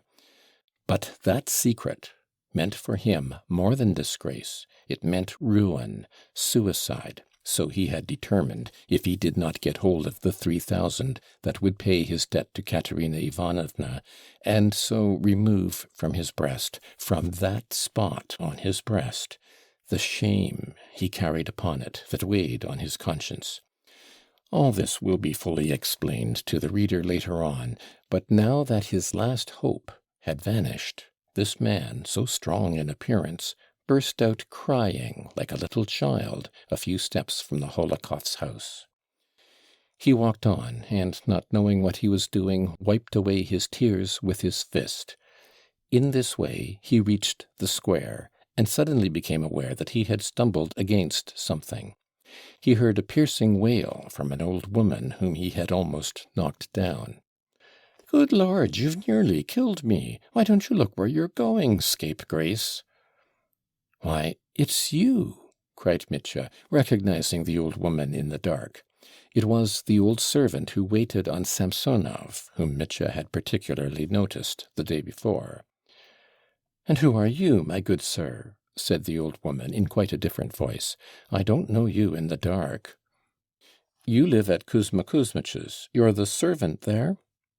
"Just so, sir. I was only running out to Prohoritch's. But I don't know you now." "Tell me, my good woman, is Agrafena Alexandrovna there now?" said Mitya, beside himself with suspense. "I saw her to the house some time ago." "She has been there, sir. She stayed a little while and went off again." "What? Went away?" cried Mitya. "When did she go?" Why, as soon as she came, she only stayed a minute. She only told Kuzma Kuzmich a tale that made him laugh, and then she ran away." "You're lying, damn you!" roared Mitya. "Ai, ai!" shrieked the old woman, but Mitya had vanished. He ran with all his might to the house where Grushenka lived. At the moment he reached it, Grushenka was on her way to Mokroe. It was not more than a quarter of an hour after her departure. Fenya was sitting with her grandmother, the old cook, Matryona, in the kitchen when the captain ran in. Fenya uttered a piercing shriek on seeing him. "You scream?" roared Mitya. "Where is she?" But without giving the terror-stricken Fenya time to utter a word, he fell, all of a heap, at her feet. "Fenya, for Christ's sake, tell me, where is she?" "I don't know. Dmitri Fyodorovitch, my dear, I don't know. You may kill me, but I can't tell you." Fenya swore and protested. "You went out with her yourself not long ago." "She came back." "Indeed she didn't. By God, I swear she didn't come back." "You're lying," shouted Mitya. "From your terror, I know where she is." He rushed away. Fenya in her fright was glad she had got off so easily, but she knew very well that it was only that he was in such haste, or she might not have fared so well. But as he ran, he surprised both Fenya and old Matryona by an unexpected action. On the table stood a brass mortar, with a pestle in it, a small brass pestle, not much more than 6 inches long. Mitya already had opened the door with one hand, when, with the other, he snatched up the pestle and thrust it in his side pocket. "Oh, Lord, he's going to murder someone!" cried Fenya, flinging up her hands. End of section 48.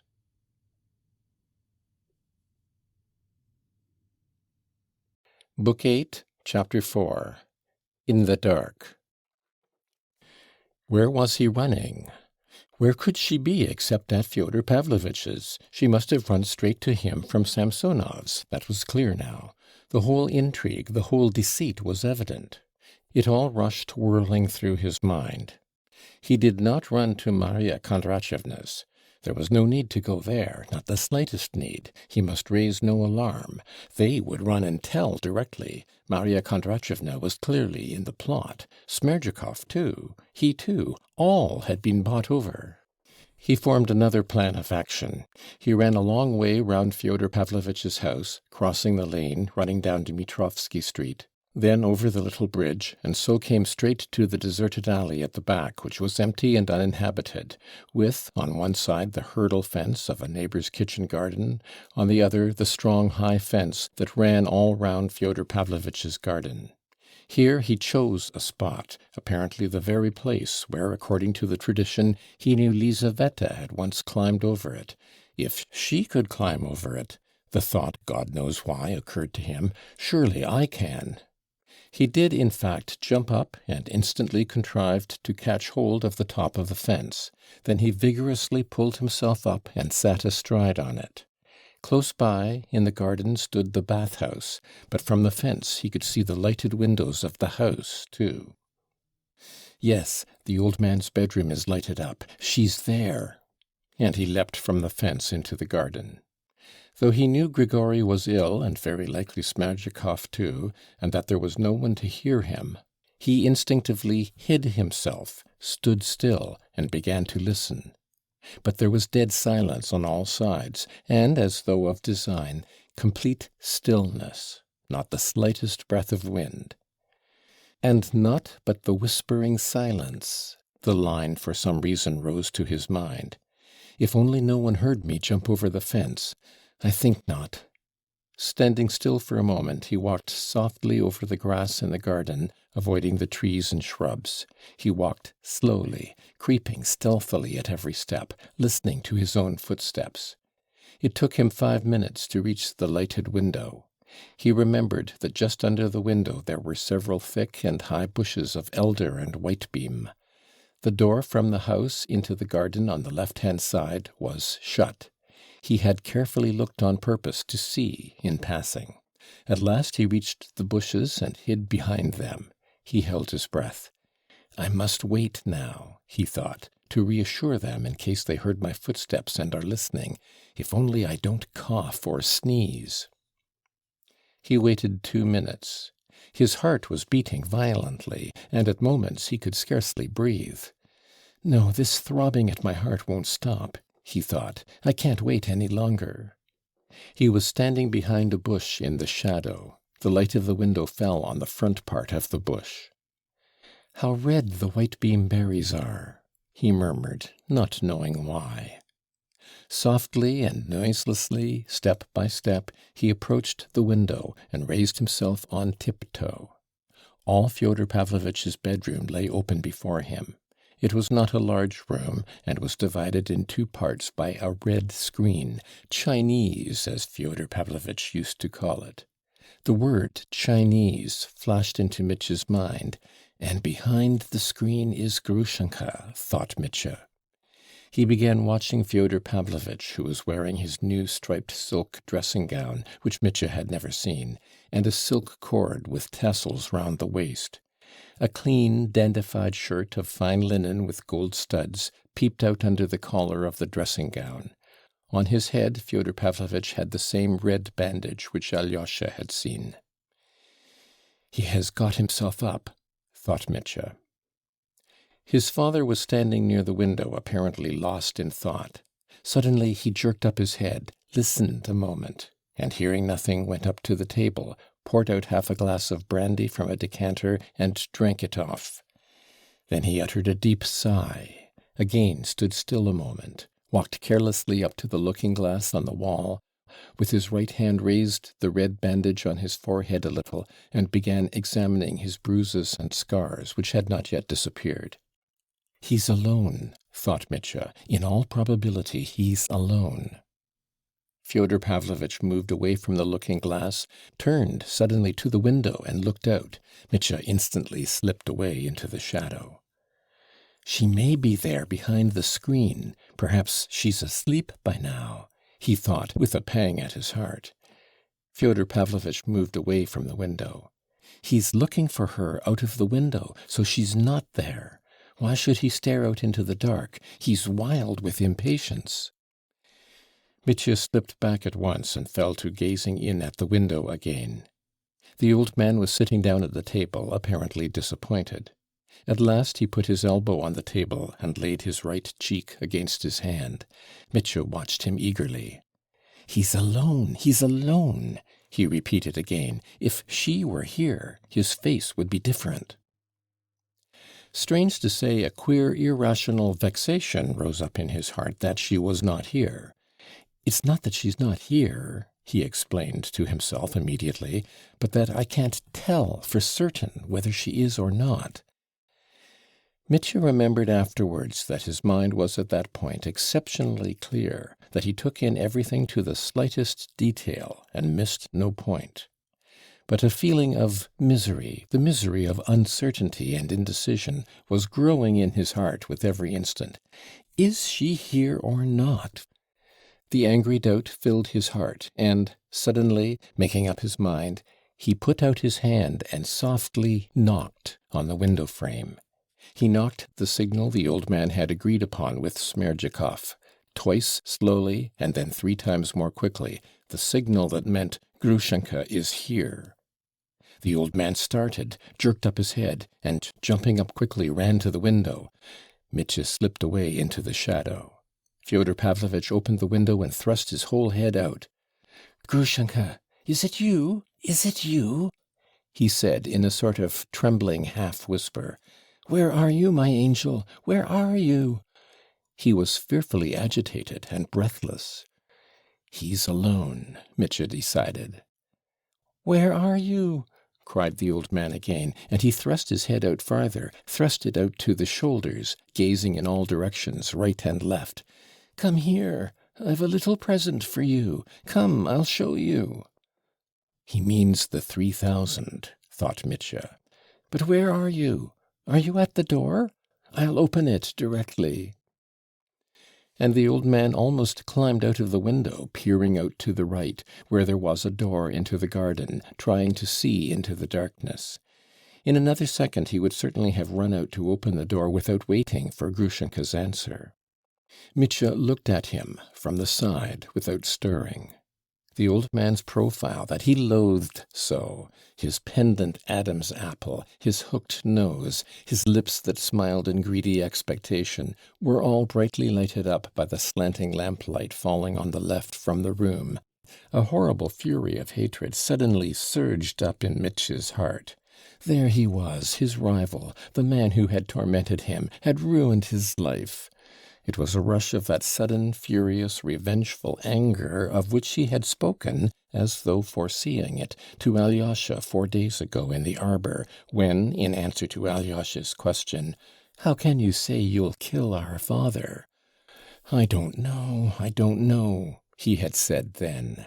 Perhaps I shall not kill him, perhaps I shall. I'm afraid he'll suddenly be so loathsome to me at that moment. I hate his double chin, his nose, his eyes, his shameless grin. I feel a personal repulsion. That's what I'm afraid of. That's what may be too much for me. This personal repulsion was growing unendurable. Mitya was beside himself. He suddenly pulled the brass pestle out of his pocket. God was watching over me then, Mitya himself said afterwards. At that very moment, Grigory waked up on his bed of sickness. Earlier in the evening he had undergone the treatment which Smerdyakov had described to Ivan. He had rubbed himself all over with vodka mixed with a secret, very strong decoction, had drunk what was left of the mixture while his wife repeated a certain prayer over him, after which he had gone to bed. Marfa Ignatyevna had tasted the stuff too, and, being unused to strong drink, slept like the dead beside her husband. But Grigory waked up in the night, quite suddenly, and after a moment's reflection, though he immediately felt a sharp pain in his back, he sat up in bed. Then he deliberated again, got up and dressed hurriedly.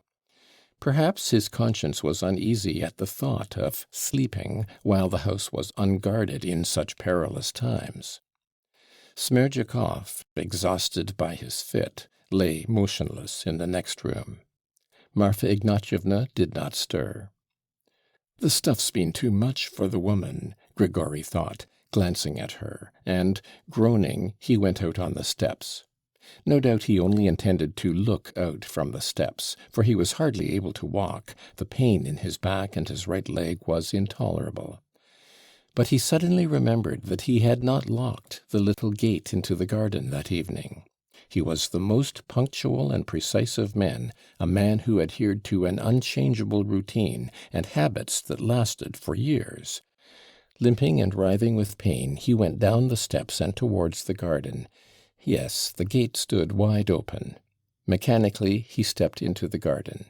Perhaps he fancied something, perhaps caught some sound, and glancing to the left he saw his master's window open. No one was looking out of it then. "What's it open for? It's not summer now," thought Grigory, and suddenly, at that very instant, he caught a glimpse of something extraordinary before him in the garden. 40 paces in front of him a man seemed to be running in the dark. A sort of shadow was moving very fast. "Good Lord!" cried Grigory, beside himself, and, forgetting the pain in his back, he hurried to intercept the running figure. He took a short cut. Evidently he knew the garden better. The flying figure went towards the bath-house, ran behind it, and rushed to the garden fence. Grigory followed, not losing sight of him, and ran, forgetting everything. He reached the fence at the very moment the man was climbing over it. Grigory cried out, beside himself, pounced on him, and clutched his leg in his 2 hands. Yes, his foreboding had not deceived him. He recognized him. It was he, the monster, the parricide. "Parricide!" the old man shouted so that the whole neighborhood could hear, but he had not time to shout more. He fell at once, as though struck by lightning. Mitya jumped back into the garden and bent over the fallen man. In Mitya's hands was a brass pestle, and he flung it mechanically in the grass. The pestle fell 2 paces from Grigory, not in the grass, but on the path, in a most conspicuous place. For some seconds he examined the prostrate figure before him. The old man's head was covered with blood. Mitya put out his hand and began feeling it. He remembered, afterwards, clearly, that he had been awfully anxious to make sure whether he had broken the old man's skull or simply stunned him with the pestle. But the blood was flowing horribly, and in a moment Mitya's fingers were drenched with the hot stream. He remembered taking out of his pocket the clean white handkerchief with which he had provided himself for his visit to Madame Hohlakoff, and, putting it to the old man's head, senselessly trying to wipe the blood from his face and temples. But the handkerchief was instantly soaked with blood. "Good heavens, what am I doing it for?" thought Mitya, suddenly pulling himself together. "If I have broken his skull, how can I find out now? And what difference does it make now?" he added hopelessly. "If I've killed him, I've killed him. You've come to grief, old man, so there you must lie," he said aloud. And suddenly turning to the fence, he vaulted over it into the lane and fell to running. The handkerchief soaked with blood he held, crushed up in his right fist, and as he ran he thrust it into the back pocket of his coat. He ran headlong, and the few passers-by who met him in the dark in the streets remembered afterwards that they had met a man running that night. He flew back again to the widow Morozov's house. Immediately after he had left it that evening, Fenya had rushed to the chief porter, Nazar Ivanovitch, and besought him, for Christ's sake, not to let the captain in again today or tomorrow. Nazar Ivanovitch promised, but went upstairs to his mistress, who had suddenly sent for him, and, meeting his nephew, a boy of 20, who had recently come from the country, on the way up, told him to take his place, but forgot to mention the captain. Mitya, running up to the gate, knocked. The lad instantly recognized him, for Mitya had more than once tipped him. Opening the gate at once, he let him in, and hastened to inform him with a good-humoured smile that Agrafena Alexandrovna is not at home now, you know. "Where is she then, Prohor?" asked Mitya, stopping short. "She set off this evening, some 2 hours ago, with Timofey, to Mokrow." "What for?" cried Mitya. "That I can't say. To see some officer. Someone invited her, and horses were sent to fetch her." Mitya left him and ran like a madman to Fenya. End of section 49.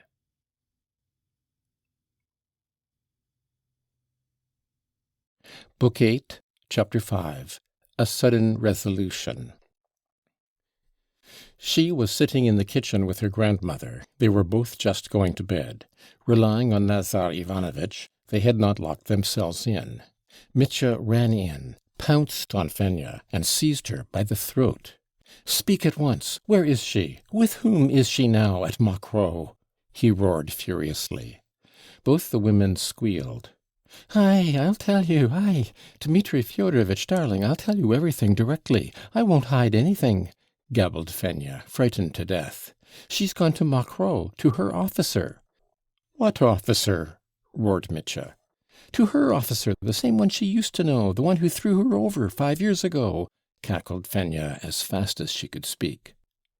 Mitya withdrew the hands with which he was squeezing her throat. He stood facing her, pale as death, unable to utter a word, but his eyes showed that he realized it all from the first word, and guessed the whole position. Poor Fenya was not in a condition at that moment to observe whether he understood or not. She remained sitting on the trunk as she had been when he ran into the room, trembling all over, holding her hands out before her as though trying to defend herself. She seemed to have grown rigid in that position.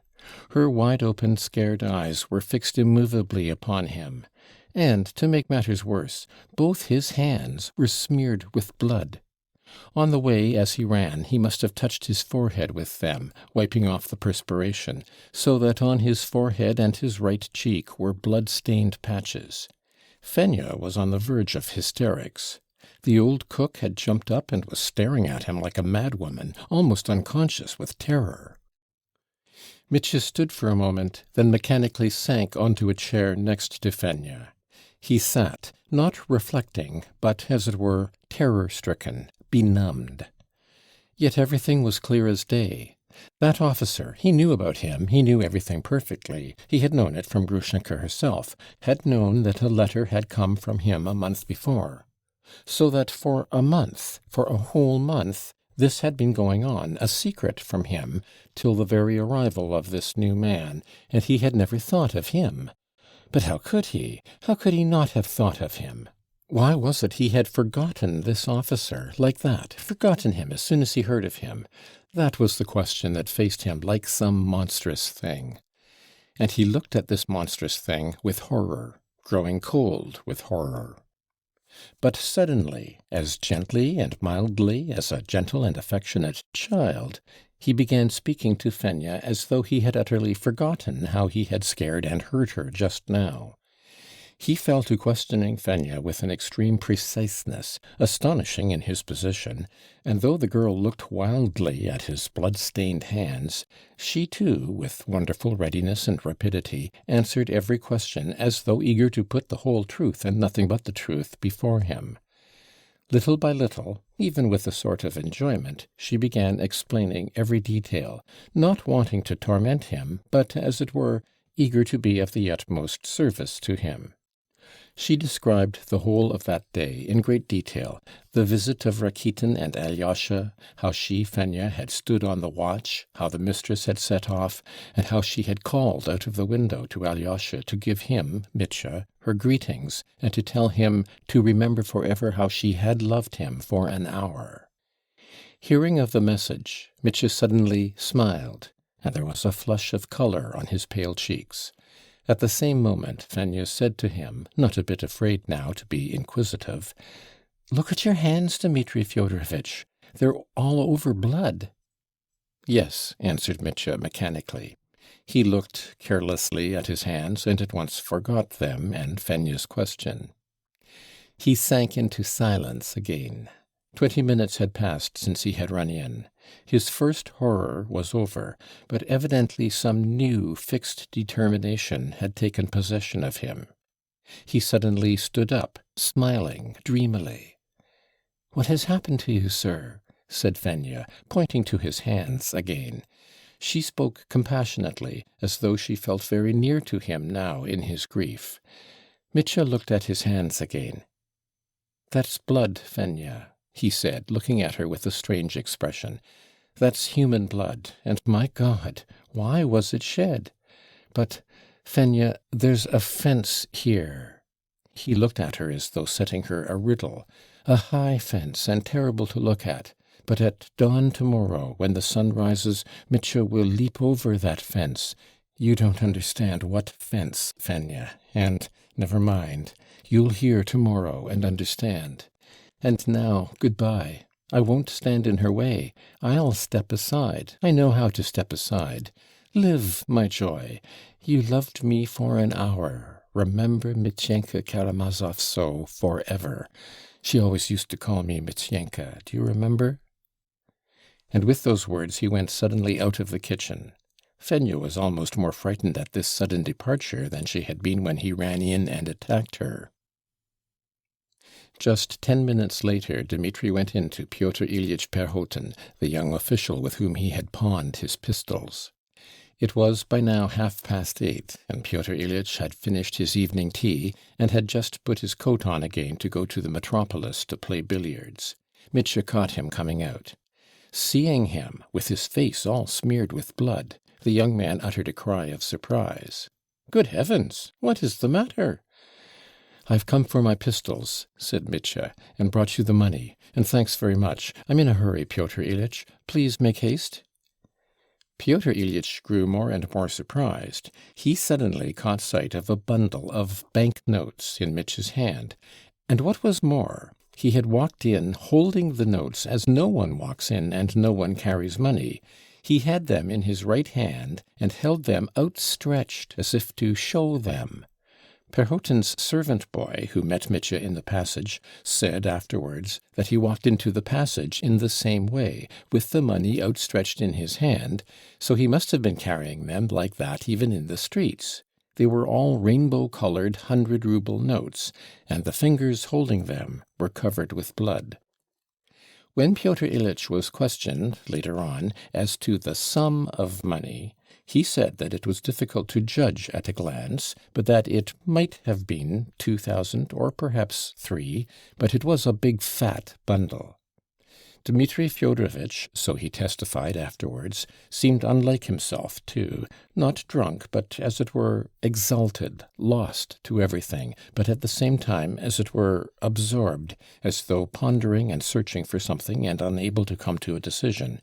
He was in great haste, answered abruptly and very strangely, and at moments seemed not at all dejected, but quite cheerful. "But what is the matter with you? What's wrong?" cried Pyotr Ilyitch, looking wildly at his guest. "How is it that you're all covered with blood? Have you had a fall? Look at yourself." He took him by the elbow and led him to the glass. Seeing his blood-stained face, Mitya started and scowled wrathfully. "Damnation, that's the last straw," he muttered angrily, hurriedly changing the notes from his right hand to the left, and impulsively jerked the handkerchief out of his pocket. But the handkerchief turned out to be soaked with blood too. It was the handkerchief he had used to wipe Grigori's face. There was scarcely a white spot on it, and it had not merely begun to dry, but had stiffened into a crumpled ball, and could not be pulled apart. Mitya threw it angrily on the floor. "Oh, damn it," he said. "Haven't you a rag of some sort to wipe my face?" "So you're only stained, not wounded. You'd better wash," said Pyotr Ilyitch. "Here's a washstand. I'll pour you out some water." "A washstand? That's all right. But where am I to put this?" With the strangest perplexity, he indicated his bundle of 100-ruble notes, looking inquiringly at Pyotr Ilyitch, as though it were for him to decide what he, Mitya, was to do with his own money. "In your pocket, or on the table here. They won't be lost." "In my pocket? Yes, in my pocket. All right. But I say, that's all nonsense," he cried, as though suddenly coming out of his absorption. "Look here, let's first settle that business of the pistols. Give them back to me. Here's your money, because I am in great need of them, and I haven't a minute to spare." And taking the topmost note from the bundle, he held it out to Pyotr Ilyitch.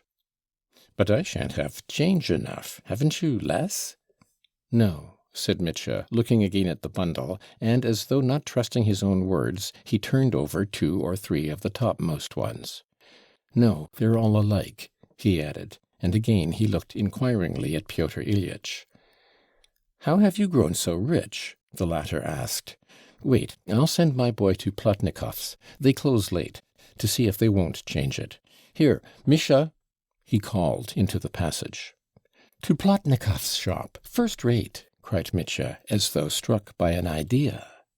"Misha," he turned to the boy as he came in. "Look here, run to Plotnikov's and tell them that Dmitri Fyodorovitch sends his greetings and will be there directly. But listen, tell them to have champagne, 3 dozen bottles, ready before I come, and packed as it was to take to Mokroe. I took 4 dozen with me then," he added, suddenly addressing Pyotr Ilyitch. "They know all about it, don't you trouble, Misha." He turned again to the boy. "Stay, listen. Tell them to put in cheese, Strasbourg pies, smoked fish, ham, caviar, and everything they've got, up to 100 rubles, or 120 as before. But wait, don't let them forget dessert. Sweets, pears, watermelons, 2 or 3 or 4. No, 1 melon's enough. And chocolate, candy, toffee, fondants. In fact, everything I took to Mokroe before, 300 rubles worth with the champagne. Let it be just the same again. And remember, Misha, if you are called Misha, his name is Misha, isn't it?" He turned to Pyotr Ilyitch again.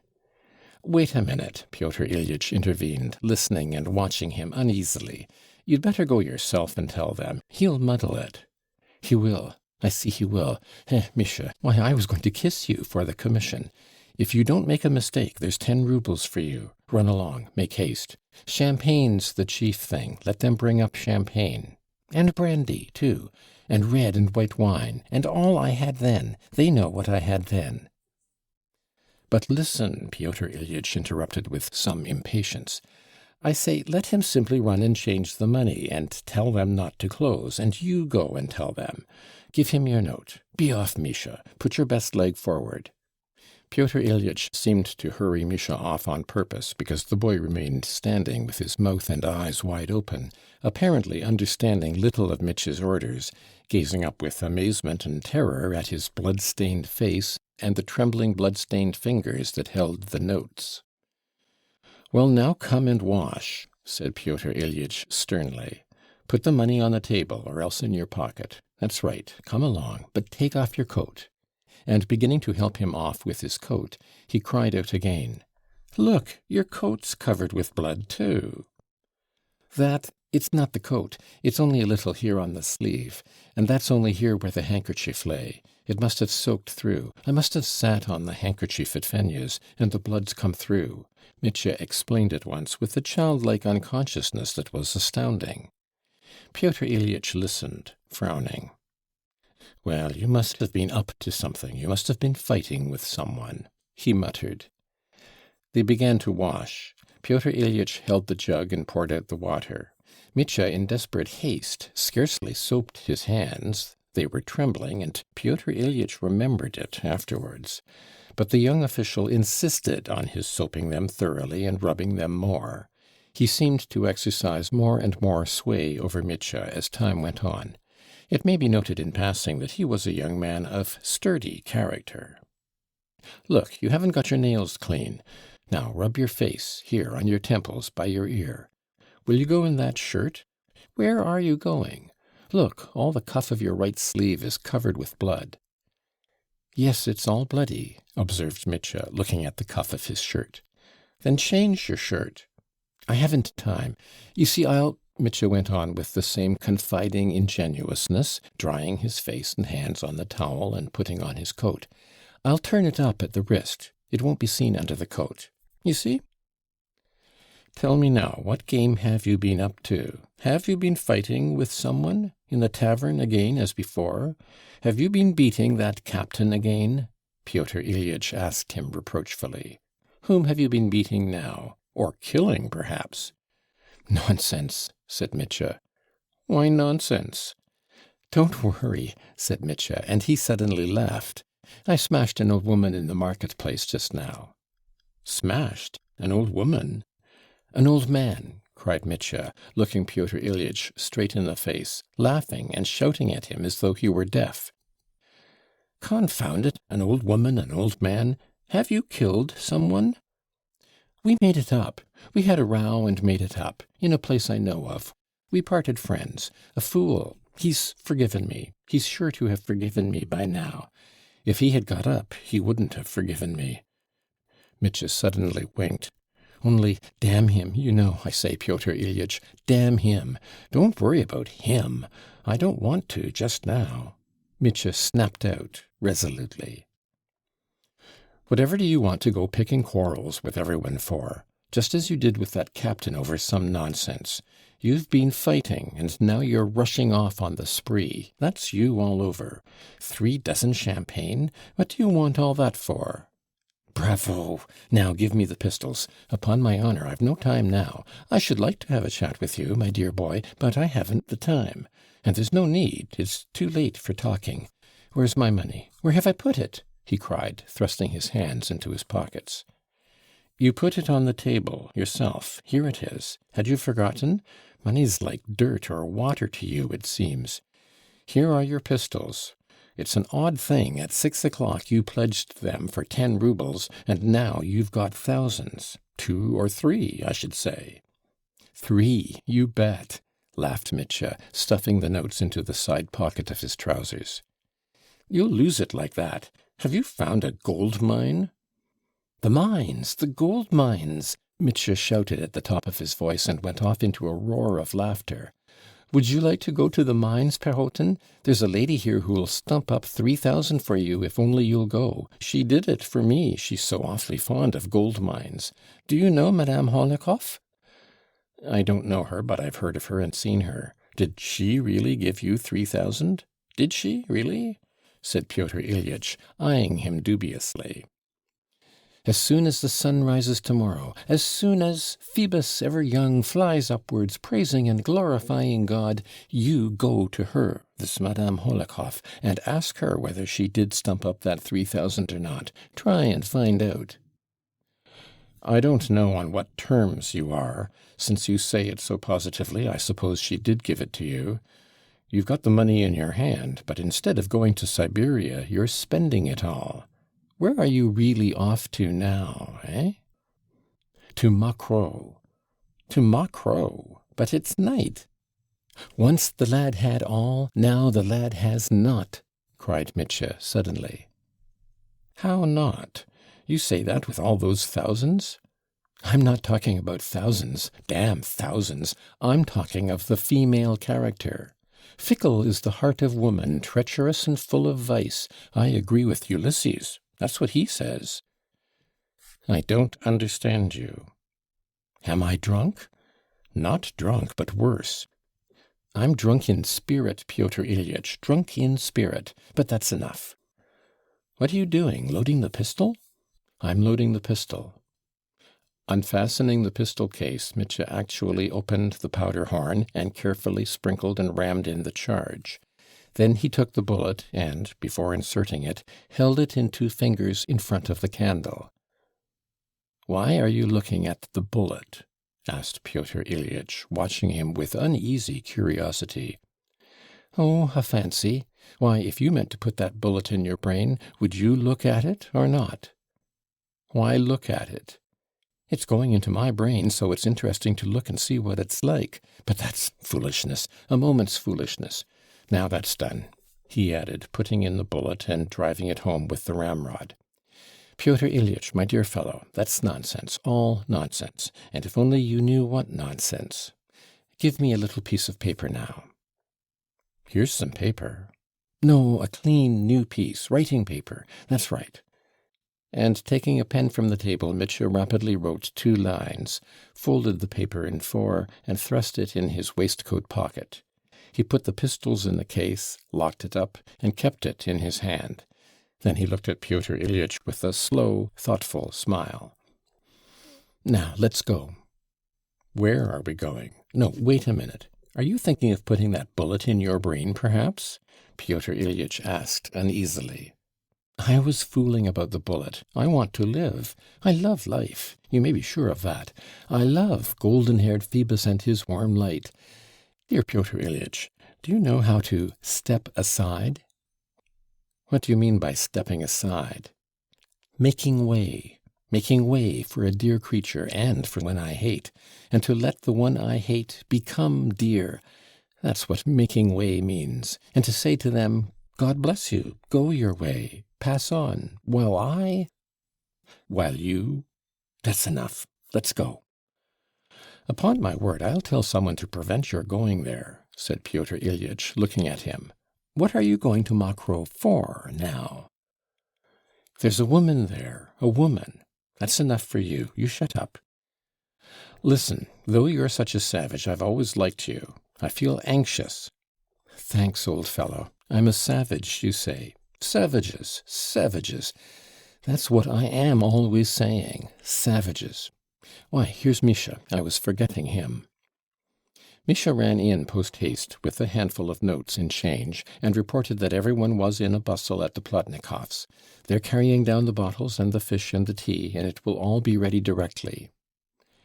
Mitya seized 10 rubles and handed it to Pyotr Ilyitch, then tossed another 10-ruble note to Misha. Don't dare to do such a thing, cried Pyotr Ilyitch. I won't have it in my house. It's a bad demoralizing habit. Put your money away. Here, put it here. Why waste it? It would come in handy tomorrow, and I dare say you'll be coming to me to borrow 10 rubles again. Why do you keep putting the notes in your side pocket? You'll lose them. I say, my dear fellow, let's go to Mokrow together. What should I go for? I say, let's open a bottle at once and drink to life. I want to drink, and especially to drink with you. I've never drunk with you, have I? Very well, we can go to the metropolis. I was just going there. I haven't time for that. Let's drink at the Plotnikovs' in the back room. Shall I ask you a riddle? Ask away. Mitya took the piece of paper out of his waistcoat pocket, unfolded it, and showed it. In a large, distinct hand was written, I punish myself for my whole life. My whole life I punish. I will certainly speak to someone. I'll go at once, said Pyotr Ilyitch after reading the paper. You won't have time, dear boy. Come and have a drink. March. Plotnikov's shop was at the corner of the street, next door but one to Pyotr Ilyitch's. It was the largest grocery shop in our town, and by no means a bad one, belonging to some rich merchants. They kept everything that could be got in a Petersburg shop, grocery of all sort, wines bottled by the brothers Eliseev, fruits, cigars, tea, coffee, sugar, and so on. There were 3 shop assistants and 2 errand boys always employed. Though our part of the country had grown poorer, the landowners had gone away, and trade had got worse, yet the grocery stores flourished as before, every year with increasing prosperity. There were plenty of purchasers for their goods. They were awaiting Mitya with impatience in the shop. They had vivid recollections of how he had bought, 3 or 4 weeks ago, wine and goods of all sorts to the value of several hundred roubles, paid for in cash. They would never have let him have anything on credit, of course. They remembered that then, as now, he had had a bundle of 100-rouble notes in his hand, and had scattered them at random, without bargaining, without reflecting, or caring to reflect what use so much wine and provisions would be to him. The story was told all over the town that, driving off then with Grushenka to Mokroe, he had spent 3,000 in one night and the following day, and had come back from the spree without a penny. He had picked up a whole troop of gypsies, encamped in our neighbourhood at the time, who for 2 days got money without stint out of him while he was drunk, and drank expensive wine without stint. People used to tell, laughing at Mitya, how he had given champagne to grimy-handed peasants, and feasted the village women and girls on sweets and Strasbourg pies. Though to laugh at Mitya to his face was rather a risky proceeding, there was much laughter behind his back, especially in the tavern, at his own ingenuous public avowal that all he had got out of Grushenka by this escapade was permission to kiss her foot, and that was the utmost she had allowed him. By the time Mitya and Pyotr Ilyitch reached the shop, they found a cart with 3 horses harnessed abreast with bells, and with Andrei, the driver, ready waiting for Mitya at the entrance. In the shop they had almost entirely finished packing 1 box of provisions, and were only waiting for Mitya's arrival to nail it down and put it in the cart. Pyotr Ilyitch was astounded. "Where did this cart come from in such a hurry?" he asked Mitya. "I met Andrei as I ran to you, and told him to drive straight here to the shop. There's no time to lose. Last time I drove with Timofey, but Timofey now has gone on before me with the witch. Shall we be very late, Andrei?" "They'll only get there an hour at most before us, not even that, maybe. I got Timofey ready to start. I know how he'll go. Their pace won't be ours, Dmitri Fyodorovitch. How could it be? They won't get there an hour earlier." Andrei, a lanky, red-haired, middle-aged driver, wearing a full-skirted coat and with a kaftan on his arm, replied warmly. 50 roubles for vodka if we're only an hour behind them." "I warrant the time, Dmitri Fyodorovitch. They won't be half an hour before us, let alone an hour." Though Mitya bustled about seeing after things, he gave his orders strangely, as it were disconnectedly and inconsecutively. He began a sentence and forgot the end of it. Pyotr Ilyitch found himself obliged to come to the rescue. 400 roubles worth, not less than 400 roubles worth, just as it was then," commanded Mitya. 4 dozen champagne, not a bottle less." "What do you want with so much? What's it for? Stay," cried Pyotr Ilyitch. "What's this box? What's in it? Surely there isn't 400 roubles worth here." The officious shopmen began explaining with oily politeness that the first box contained only half a dozen bottles of champagne, and only the most indispensable articles, such as savouries, sweets, toffee, etc. But the main part of the goods ordered would be packed and sent off as on the previous occasion in a special cart, and with 3 horses travelling at full speed, so that it would arrive not more than an hour later than Dmitri Fyodorovitch himself.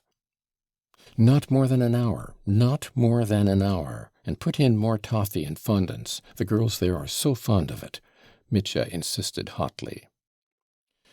The fondants are all right, but what do you want with 4 dozen of champagne? 1 would be enough, said Pyotr Ilyitch, almost angry.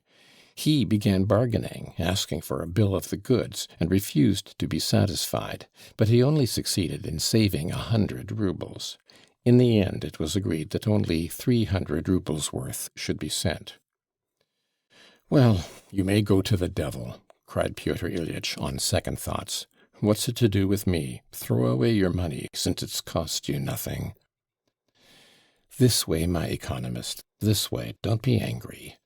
Mitya drew him into a room at the back of the shop. "They'll give us a bottle here directly. We'll taste it. Pyotr Ilyitch, come along with me, for you're a nice fellow, the sort I like." Mitya sat down on a wicker chair before a little table covered with a dirty dinner napkin. Pyotr Ilyitch sat down opposite, and the champagne soon appeared, and oysters were suggested to the gentlemen. First-class oysters, the last lot in. "Hang the oysters, I don't eat them, and we don't need anything," cried Pyotr Ilyitch, almost angrily. "There's no time for oysters," said Mitya, "and I'm not hungry. Do you know, friend," he said suddenly with feeling, "I never have liked all this disorder." "Who does like it? 3 dozen of champagne for peasants? Upon my word, that's enough to make anyone angry." "That's not what I mean. I'm talking of a higher order. There's no order in me, no higher order. But that's all over. There's no need to grieve about it. It's too late, damn it. My whole life has been disorder, and one must set it in order. Is that a pun, eh?" "You're raving, not making puns." "Glory be to God in heaven, glory be to God in me. That verse came from my heart once. It's not a verse, but a tear. I made it myself, not while I was pulling the captain's beard, though."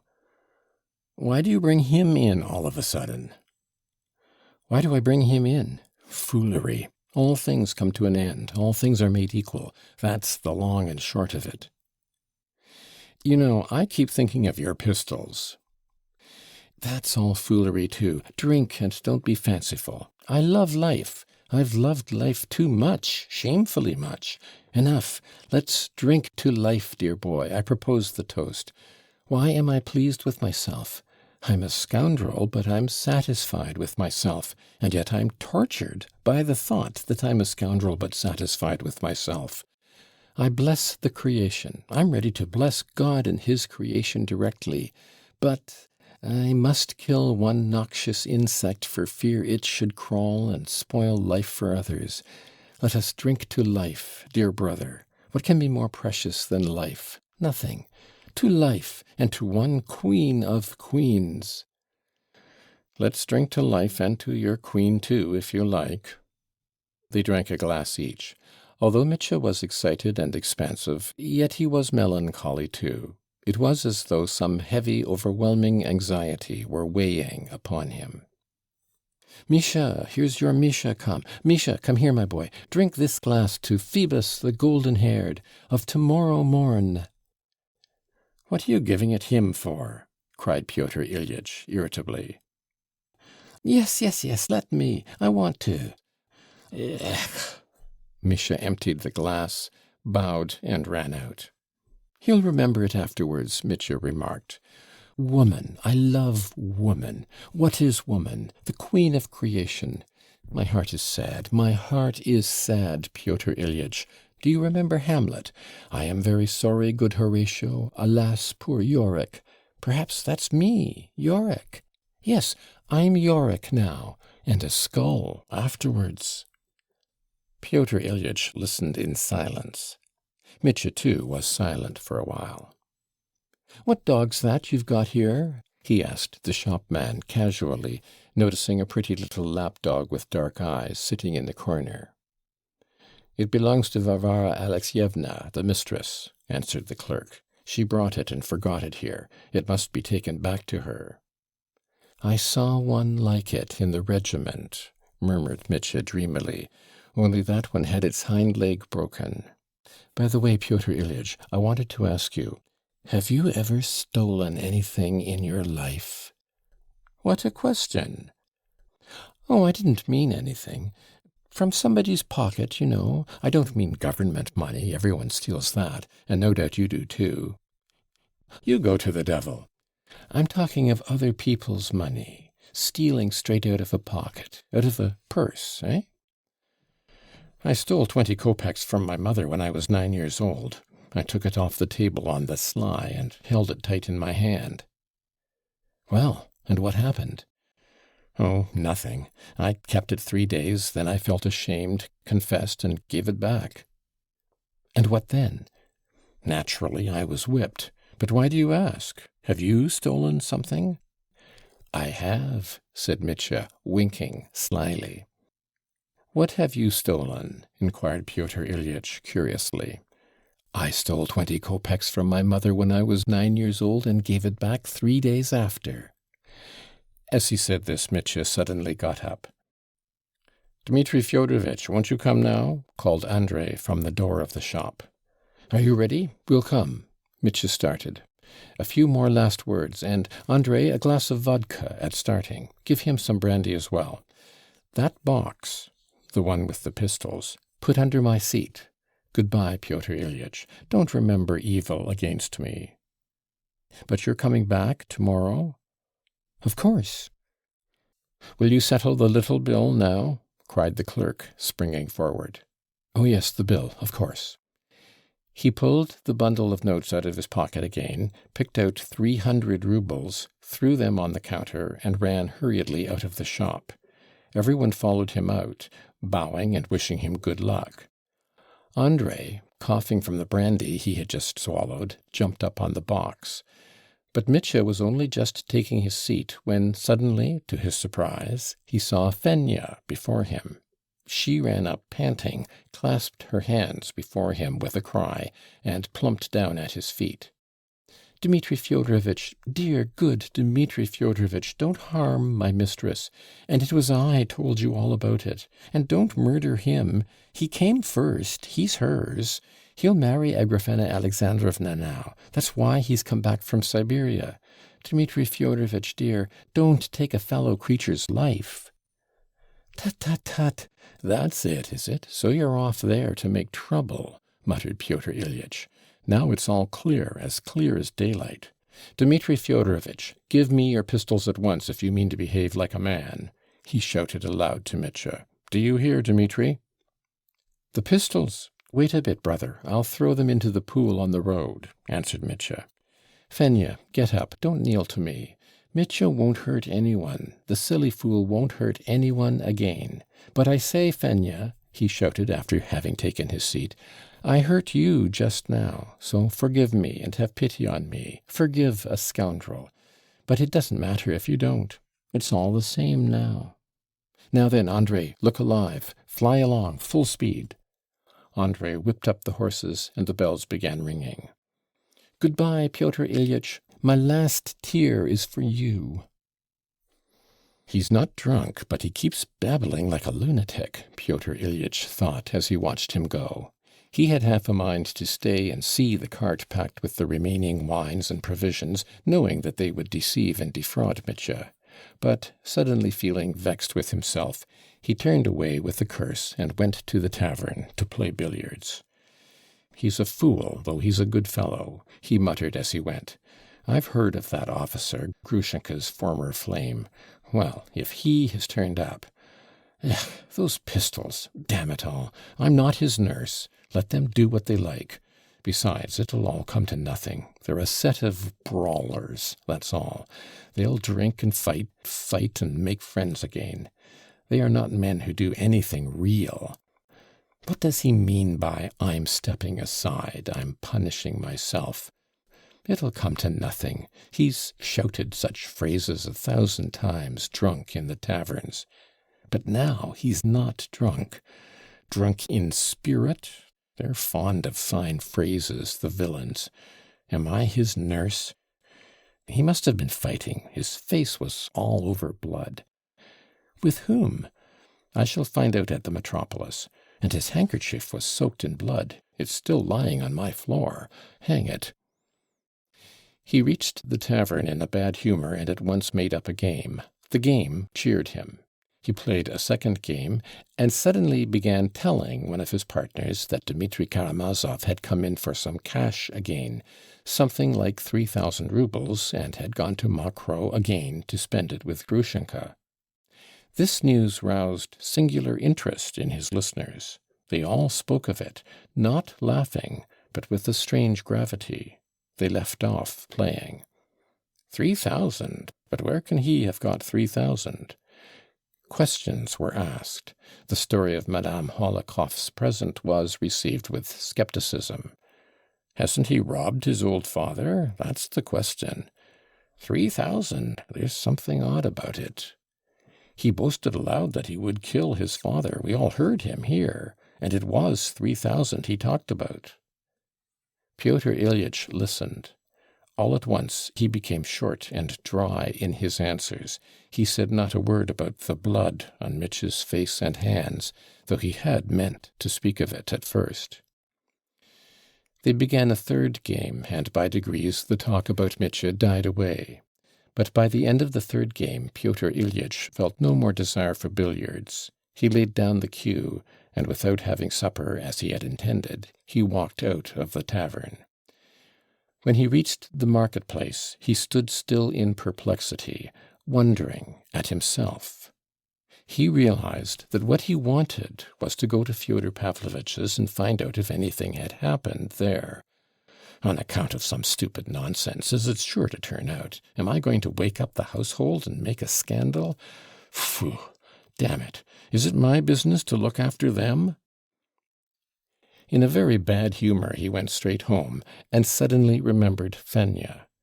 Damn it all! I ought to have questioned her just now, he thought with vexation. I should have heard everything. And the desire to speak to her, and so find out, became so pressing and importunate that when he was halfway home he turned abruptly and went towards the house where Grushenka lodged. Going up to the gate he knocked.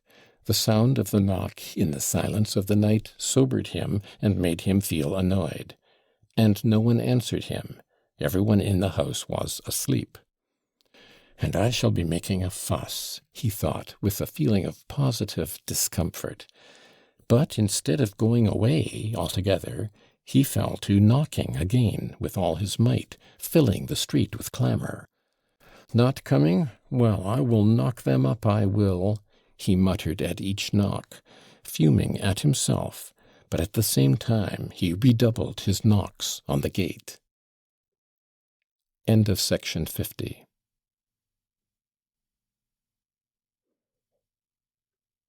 Book 8, Chapter 6.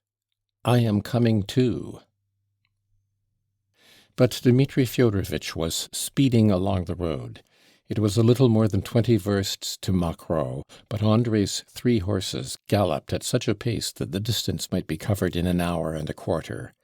The swift motion revived Mitya. The air was fresh and cool. There were big stars shining in the sky.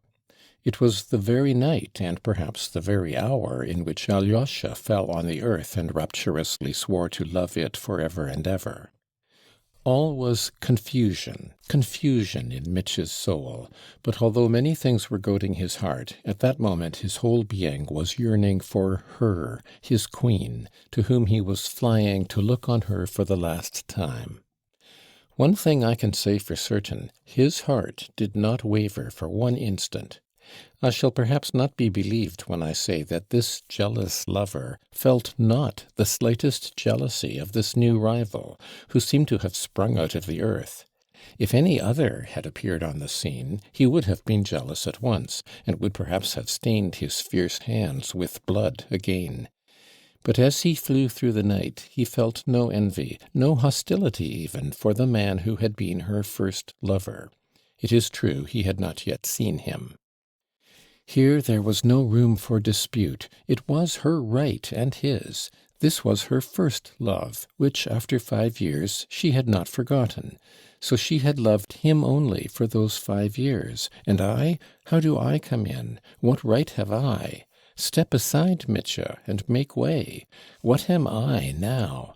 Now everything is over, apart from the officer. Even if he had not appeared, everything would be over. These words would roughly have expressed his feelings if he had been capable of reasoning, but he could not reason at that moment. His present plan of action had arisen without reasoning. At Fenya's first words it had sprung from feeling, and been adopted in a flash, with all its consequences. And yet, in spite of his resolution, there was confusion in his soul, an agonizing confusion. His resolution did not give him peace. There was so much behind that tortured him. And it seemed strange to him at moments to think that he had written his own sentence of death with pen and paper. I punish myself. And the paper was lying there in his pocket, ready. The pistol was loaded. He had already resolved how, next morning, he would meet the first warm ray of golden-haired Phoebus. And yet he could not be quit of the past, of all that he had left behind and that tortured him. He felt that miserably, and the thought of it sank into his heart with despair. There was one moment when he felt an impulse to stop André, to jump out of the cart, to pull out his loaded pistol, and to make an end of everything without waiting for the dawn. But that moment flew by like a spark. The horses galloped on, devouring space, and as he drew near his goal, again the thought of her alone, took more and more complete possession of his soul, chasing away the fearful images that had been haunting it. Oh, how he longed to look upon her, if only for a moment, if only from a distance. She's now with him, he thought. Now I shall see what she looks like with him, her first love, and that's all I want. Never had this woman, who was such a fateful influence in his life, aroused such love in his breast, such new and unknown feeling, surprising even to himself, a feeling tender to devoutness, to self-effacement before her. I will efface myself, he said in a rush of almost hysterical ecstasy. They had been galloping nearly an hour. Mitchell was silent, and though André was, as a rule, a talkative peasant, he did not utter a word either. He seemed afraid to talk. He only whipped up smartly his 3 lean but mettlesome bay horses. Suddenly Mitchell cried out in horrible anxiety, "André, what if they're asleep?" This thought fell upon him like a blow. It had not occurred to him before. "It may well be that they're gone to bed by now, Dmitri Fyodorovitch." Mitya frowned as though in pain. Yes, indeed, he was rushing there with such feelings, while they were asleep. She was asleep, perhaps, there too. An angry feeling surged up in his heart. "Drive on, André, whip them up, look alive!" he cried, beside himself. "But maybe they're not in bed," André went on after a pause. "Timofey said there were a lot of them there." "At the station?" "Not at the posting station, but at Plastunov's, at the inn, where they let out horses too." "I know. So you say there are a lot of them? How's that? Who are they?" cried Mitya, greatly dismayed at this unexpected news. "Well, Timofey was saying they're all gentlefolk. 2 from our town, who they are I can't say, and there are 2 others, strangers, maybe more besides. I didn't ask particularly. They've set to playing cards, so Timofey said." "Cards?" "So maybe they're not in bed if they're at cards. It's most likely not more than 11. "Quicker, André, quicker!" Mitya cried again nervously. "May I ask you something, sir?" said André after a pause. "Only I'm afraid of angering you, sir." "What is it?" Why, Fenya threw herself at your feet just now and begged you not to harm her mistress, and someone else too. So you see, sir, it's I am taking you there. Forgive me, sir, it's my conscience. Maybe it's stupid of me to speak of it.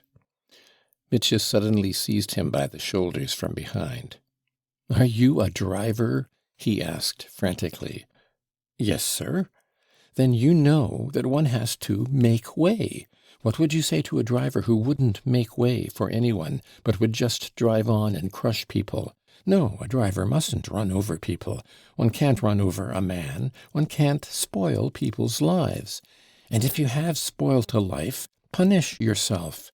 If only you've ruined anyone's life, punish yourself and go away.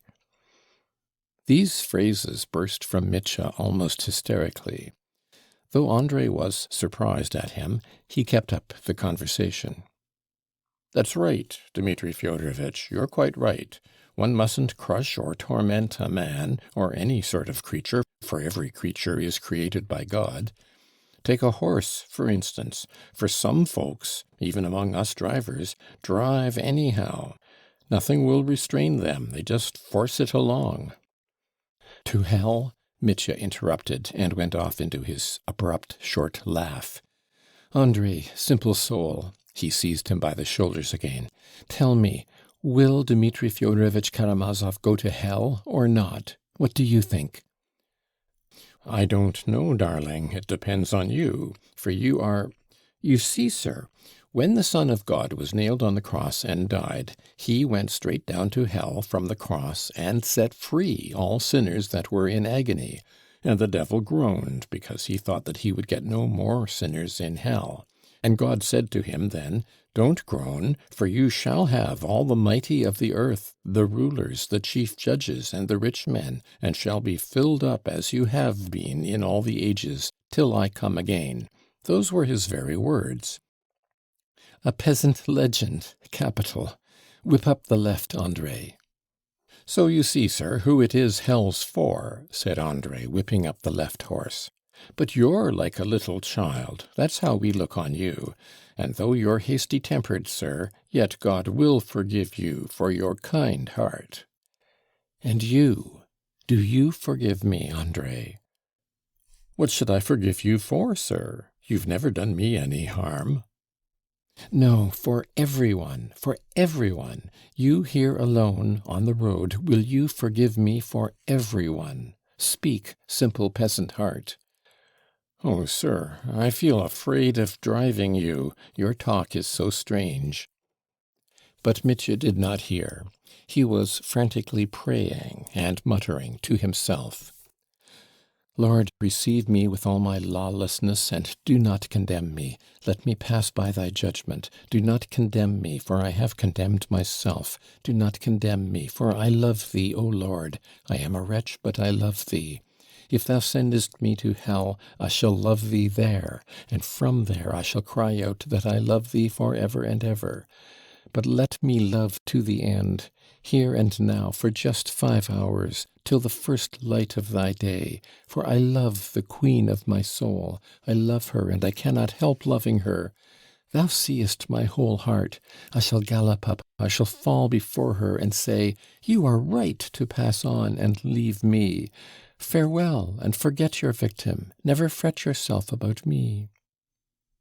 Macro, cried Andrei, pointing ahead with his whip. Through the pale darkness of the night loomed a solid black mass of buildings, flung down, as it were, in the vast plain. The village of Macro numbered 2,000 inhabitants, but at that hour all were asleep, and only here and there a few lights still twinkled. Drive on, Andrei, I come, Mitya exclaimed feverishly. They're not asleep, said Andrei again, pointing with his whip to the Plastinov's inn, which was at the entrance to the village. The 6 windows looking on the street were all brightly lighted up. They're not asleep, Mitya repeated joyously. Quicker, Andrei, gallop, drive up with a dash, set the bells ringing, let all know that I have come. I'm coming too. Andrei lashed his exhausted team into a gallop, drove with a dash, and pulled up his steaming, panting horses at the high flight of steps. Mitya jumped out of the cart just as the innkeeper, on his way to bed, peeped out from the steps, curious to see who had arrived. "Trifon Borissovitch, is that you?" The innkeeper bent down, looked intently, ran down the steps, and rushed up to the guest with obsequious delight. "Dmitri Fyodorovitch, your honor, do I see you again?"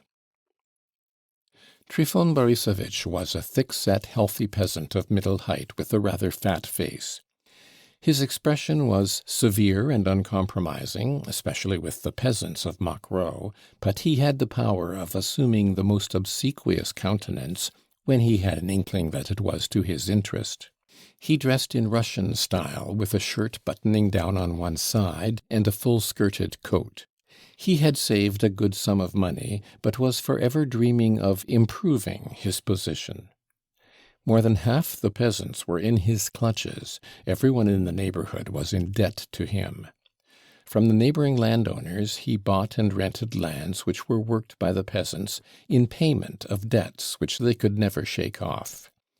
He was a widower with 4 grown-up daughters. One of them was already a widow and lived in the inn with her 2 children, his grandchildren, and worked for him like a charwoman. Another of his daughters was married to a petty official, and in one of the rooms of the inn on the wall could be seen, among the family photographs, a miniature photograph of this official in uniform and official epaulettes. The 2 younger daughters used to wear fashionable blue or green dresses, fitting tight at the back, and with trains a yard long, on church holidays, or when they went to pay visits. But next morning they would get up at dawn, as usual, sweep out the rooms with a birch broom, empty the slops, and clean up after lodgers. In spite of the thousands of roubles he had saved, Trifon Borissovitch was very fond of emptying the pockets of a drunken guest, and remembering that not a month ago he had in 24 hours made 2, if not 300 roubles out of Dmitri, when he had come on his escapade with Grushenka, he met him now with eager welcome, scenting his prey the moment Mitya drove up to the steps. "Dmitri Fyodorovitch, dear sir, we see you once more." "Stay, Trifon Borissovitch," began Mitya. "First and foremost, where is she?" "Agrafena Alexandrovna?" The innkeeper understood at once, looking sharply into Mitya's face. "She's here too." "With whom? With whom?" "Some strangers. One is an official gentleman, a Pole, to judge from his speech.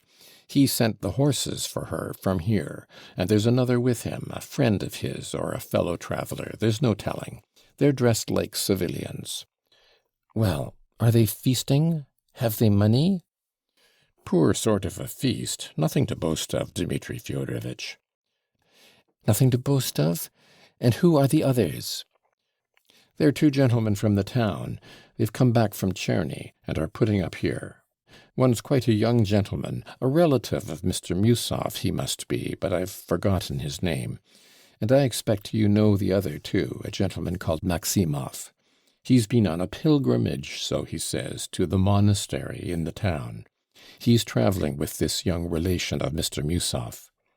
"Is that all?" "Yes." "Stay, listen, Trifon Borissovitch. Tell me the chief thing. What of her? How is she?" "Oh, she's only just come. She's sitting with them." "Is she cheerful? Is she laughing?" "No, I think she's not laughing much. She's sitting quite dull. She's combing the young gentleman's hair." "The Pole, the officer?" "He's not young, and he's not an officer either. Not him, sir. It's the young gentleman that's Mr. Musov's relation. I've forgotten his name." "Kalganov." "That's it, Kalganov." "All right, I'll see for myself. Are they playing cards?" "They have been playing, but they've left off. They've been drinking tea. The official gentleman asked for liqueurs." "Stay, Trifon Borissovitch, stay, my good soul. I'll see for myself. Now, answer one more question. Are the gypsies here?" You can't have the gypsies now, Dmitri Fyodorovitch. The authorities have sent them away. But we've Jews that play the cymbals and the fiddle in the village, so one might send for them. They'd come. Send for them. Certainly, send for them, cried Mitya. And you can get the girls together, as you did then, Maria especially, Stepanida too, and Arina. 200 rubles for a chorus. Oh, for a sum like that I can get the whole village together, though by now they're asleep. Are the peasants here worth such kindness, Dmitri Fyodorovitch, or the girls either? To spend a sum like that on such coarseness and rudeness, what's the good of giving a peasant a cigar to smoke, the stinking ruffian? And the girls are all lousy. Besides, I'll get my daughters up for nothing, let alone a sum like that. They've only just gone to bed. I'll give them a kick and set them singing for you. You gave the peasants champagne to drink the other day. Ech!" For all his pretended compassion for Mitya, Trifon Borissovitch had hidden 6 bottles of champagne on that last occasion, and had picked up 100-ruble note under the table, and it had remained in his clutches. "Trifon Borissovitch, I sent more than 1,000 flying last time I was here. Do you remember?" "You did send it flying, I may well remember. You must have left 3,000 behind you." "Well, I've come to do the same again. Do you see?" And he pulled out his roll of notes and held them up before the innkeeper's nose. "Now listen and remember. In an hour's time the wine will arrive. Savories, pies, and sweets, bring them all up at once. That box Andre has got is to be brought up at once, too. Open it and hand champagne immediately. And the girls, we must have the girls, Maria especially." He turned to the cart and pulled out the box of pistols. "Here, Andre, let's settle. Here's 15 rubles for the drive, and 50 for vodka, for your readiness, for your love. Remember Karamazov." "I'm afraid, sir," faltered Andre. "Give me 5 rubles extra, but more I won't take. Trifon Borissovitch, bear witness. Forgive my foolish words." "What are you afraid of?" asked Mitya, scanning him. "Well, go to the devil if that's it," he cried, flinging him 5 rubles. "Now, Trifon Borissovitch, take me up quietly, and let me first get a look at them, so that they don't see me. Where are they? In the blue room?" Trifon Borissovitch looked apprehensively at Mitya, but at once obediently did his bidding. Leading him into the passage, he went himself into the first large room, adjoining that in which the visitors were sitting, and took the light away. Then he stealthily led Mitya in, and put him in a corner in the dark, whence he could freely watch the company without being seen. But Mitya did not look long, and indeed he could not see them. He saw her. His heart throbbed violently, and all was dark before his eyes. She was sitting sideways to the table in a low chair, and beside her, on the sofa, was the pretty youth Kalganov. She was holding his hand, and seemed to be laughing, while he, seeming vexed and not looking at her, was saying something in a loud voice to Maximov, who sat the other side of the table, facing Grushenka. Maximov was laughing violently at something. On the sofa sat he, and on a chair by the sofa there was another stranger. The one on the sofa was lolling backwards, smoking a pipe, and Mitya had an impression of a stoutish, broad-faced, short little man, who was apparently angry about something. His friend, the other stranger, struck Mitya as extraordinarily tall, but he could make out nothing more. He caught his breath. He could not bear it for a minute. He put the pistol case on a chest, and with a throbbing heart he walked, feeling cold all over, straight into the blue room to face the company. "Ai!" shrieked Grushenka, the first to notice him. End of section 51.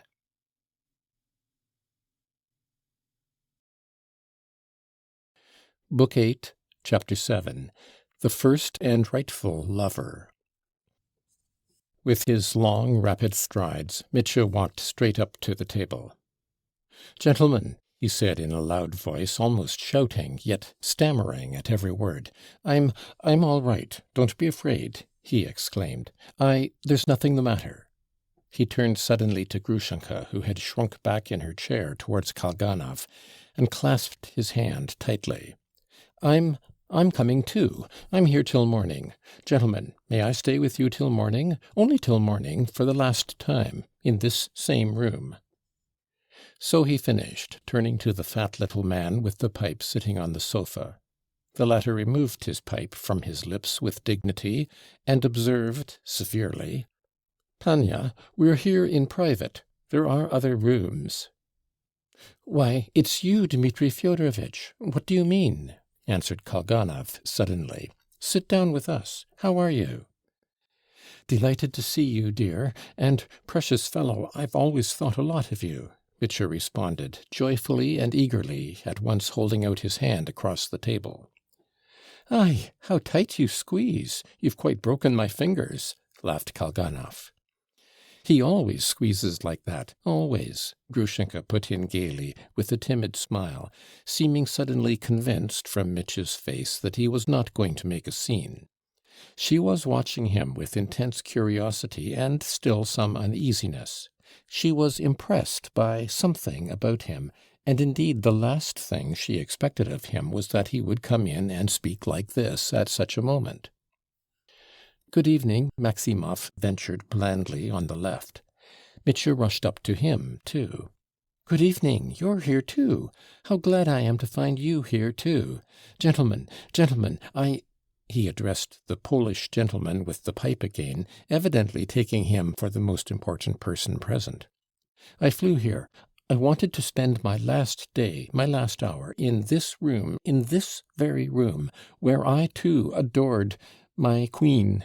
Forgive me, Panya," he cried wildly. "I flew here and vowed, oh, don't be afraid, it's my last night. Let's drink to our good understanding. They'll bring the wine at once. I brought this with me." Something made him pull out his bundle of notes. "Allow me, Panya. I want to have music, singing, a revel, as we had before. But the worm, the unnecessary worm, will crawl away, and there'll be no more of him. I will commemorate my day of joy on my last night." He was almost choking. There was so much he wanted to say, but strange exclamations were all that came from his lips. The Pole gazed fixedly at him, at the bundle of notes in his hand, looked at Grushenka, and was in evident perplexity. "If my sovereign lady is permitting," he was beginning. "What does sovereign mean? Sovereign, I suppose?" interrupted Grushenka. "I can't help laughing at you, the way you talk. Sit down, Mitya. What are you talking about? Don't frighten us, please. You won't frighten us, will you? If you won't, I am glad to see you." Me, frighten you?" cried Mitya, flinging up his hands. "Oh, pass me by. Go your way. I won't hinder you."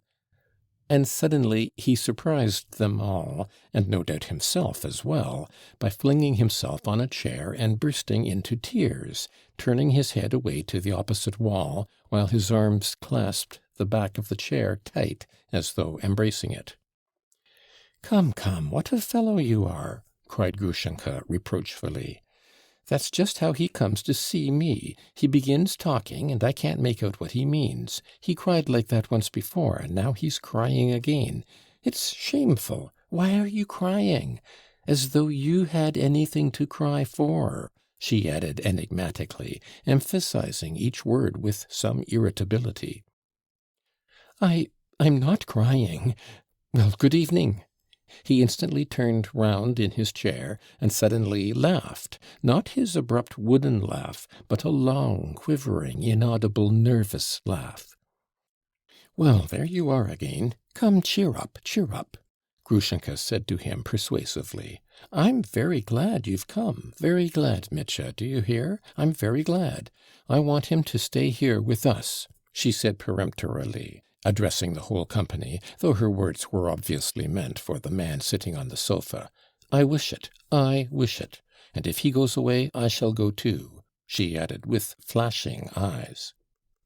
"What my queen commands is law," pronounced the Pole, gallantly kissing Grushenka's hand. "I beg you, Pania, to join our company," he added politely, addressing Mitya. Mitya was jumping up with the obvious intention of delivering another tirade, but the words did not come. "Let's drink, Pania," he blurted out instead of making a speech. Everyone laughed. "Good heavens, I thought he was going to begin again," Grushenka exclaimed nervously. "Do you hear, Mitya?" she went on insistently. "Don't prance about, but it's nice you've brought the champagne. I want some myself, and I can't bear liqueurs. And best of all, you've come yourself. We were fearfully dull here. You've come for a spree again, I suppose? But put your money in your pocket. Where did you get such a lot?" Mitya had been all this time holding in his hand the crumpled bundle of notes on which the eyes of all, especially of the Poles, were fixed. In confusion he thrust them hurriedly into his pocket. He flushed. At that moment the innkeeper brought in an uncorked bottle of champagne and glasses on a tray. Mitya snatched up the bottle, but he was so bewildered that he did not know what to do with it. Kolganov took it from him and poured out the champagne. Another bottle!" Mitya cried to the innkeeper, and, forgetting to clink glasses with the Pole whom he had so solemnly invited to drink to their good understanding, he drank off his glass without waiting for anyone else. His whole countenance suddenly changed. The solemn and tragic expression with which he had entered vanished completely, and a look of something childlike came into his face. He seemed to have become suddenly gentle and subdued. He looked shyly and happily at everyone, with a continual nervous little laugh, and the blissful expression of a dog who has done wrong, been punished, and forgiven. He seemed to have forgotten everything, and was looking round at everyone with a childlike smile of delight. He looked at Grushenka, laughing continually, and bringing his chair close up to her. By degrees he had gained some idea of the two Poles, though he had formed no definite conception of them yet. The Pole on the sofa struck him by his dignified demeanour and his Polish accent, and above all by his pipe. "Well, what of it? It's a good thing he's smoking a pipe," he reflected. The Pole's puffy, middle-aged face, with its tiny nose and two very thin, pointed, dyed, and impudent-looking moustaches, had not so far roused the faintest doubts in Mitya. He was not even particularly struck by the Pole's absurd wig made in Siberia, with love-locks foolishly combed forward over the temples. "I suppose it's all right since he wears a wig," he went on, musing blissfully. The other, younger Pole, who was staring insolently and defiantly at the company and listening to the conversation with silent contempt, still only impressed Mitya by his great height, which was in striking contrast to the Pole on the sofa. If he stood up, he'd be 6'3", the thought flitted through Mitya's mind. It occurred to him, too, that this Pole must be the friend of the other, as it were a bodyguard, and no doubt the big Pole was at the disposal of the little Pole with the pipe. But this all seemed to Mitya perfectly right, and not to be questioned. In his mood of dog-like submissiveness, all feeling of rivalry had died away. Grushenka's mood and the enigmatic tone of some of her words he completely failed to grasp. All he understood, with thrilling heart, was that she was kind to him, that she had forgiven him and made him sit by her. He was beside himself with delight, watching her sip her glass of champagne. The silence of the company seemed somehow to strike him, however, and he looked round at everyone with expectant eyes. "Why are we sitting here, though, gentlemen? Why don't you begin doing something?" his smiling eyes seemed to ask. "He keeps talking nonsense, and we were all laughing," Kalganov began suddenly, as though divining his thought, and pointing to Maximov. Mitya immediately stared at Kalganov and then at Maximov. "He's talking nonsense?" he laughed, his short wooden laugh, seeming suddenly delighted at something. "Ha ha! Yes, would you believe it? He will have it that all our cavalry officers in the 20s married Polish women. That's awful rot, isn't it?" "Polish women!" repeated Mitya, perfectly ecstatic. Kalganov was well aware of Mitya's attitude to Grushenka, and he guessed about the Pole too, but that did not so much interest him, perhaps did not interest him at all. What he was interested in was Maximov. He had come here with Maximov by chance, and he met the Poles here at the inn for the first time in his life. Grushenka he knew before, and had once been with someone to see her, but she had not taken to him. But here she looked at him very affectionately. Before Mitya's arrival she had been making much of him, but he seemed somehow to be unmoved by it. He was a boy, not over 20, dressed like a dandy, with a very charming fair-skinned face and splendid thick fair hair. From his fair face looked out beautiful pale blue eyes, with an intelligent and sometimes even deep expression, beyond his age indeed, although the young man sometimes looked and talked quite like a child, and was not at all ashamed of it, even when he was aware of it himself. As a rule, he was very willful, even capricious, though always friendly. Sometimes there was something fixed and obstinate in his expression. He would look at you and listen, seeming all the while to be persistently dreaming over something else. Often he was listless and lazy. At other times he would grow excited, sometimes apparently over the most trivial matters. "Only imagine, I've been taking him about with me for the last 4 days," he went on, indolently drawling his words, quite naturally, though, without the slightest affectation. "Ever since your brother, do you remember, shoved him off the carriage and sent him flying. That made me take an interest in him at the time, and I took him into the country. But he keeps talking such rot, I'm ashamed to be with him. I'm taking him back." "The gentleman has not seen Polish ladies, and says what is impossible," the Pole with the pipe observed to Maximov. He spoke Russian fairly well, much better anyway than he pretended. If he used Russian words, he always distorted them into a Polish form. "But I was married to a Polish lady myself," tittered Maximov. "But did you serve in the cavalry? You were talking about the cavalry. Were you a cavalry officer?" put in Kalganov at once. "Was he a cavalry officer indeed? Ha ha!" cried Mitya, listening eagerly and turning his inquiring eyes to each as he spoke, as though there were no knowing what he might hear from each. "No, you see," Maximov turned to him, "what I mean is that those pretty Polish ladies, when they danced the mazurka with our Uhlans, when one of them dances a mazurka with a Uhlan, she jumps on his knee like a kitten, a little white one, and the Pan father and Pan mother look on and allow it. They allow it, and next day the Uhlan comes and offers her his hand. That's how it is, offers her his hand." Maximov ended, tittering. "The Pan is a Wydok," the tall Pole on the chair growled suddenly, and crossed one leg over the other. Mitya's eye was caught by his huge greased boot, with its thick dirty sole. The dress of both the Poles looked rather greasy. "Well, now it's Wydok. What's he scolding about?" said Grushenka, suddenly vexed. "Pani Agrippina, what the gentleman saw in Poland were servant girls, and not ladies of good birth," the Pole with the pipe observed to Grushenka. "You can reckon on that," the tall Pole snapped contemptuously.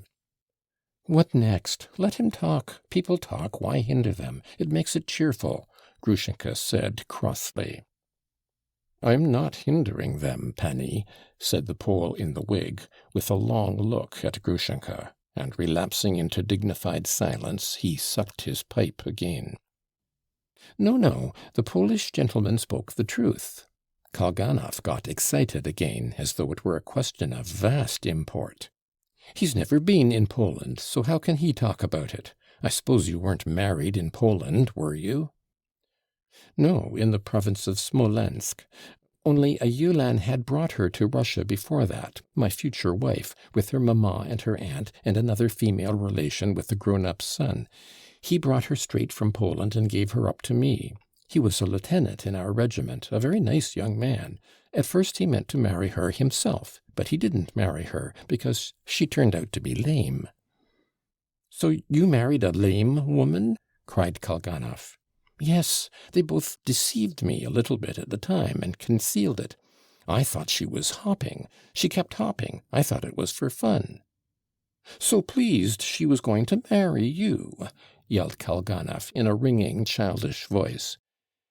Yes, so pleased, but it turned out to be quite a different cause. Afterwards, when we were married, after the wedding, that very evening, she confessed and very touchingly asked forgiveness.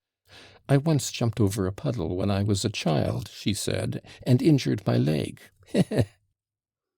Kalganov went off into the most childish laughter, almost falling on the sofa.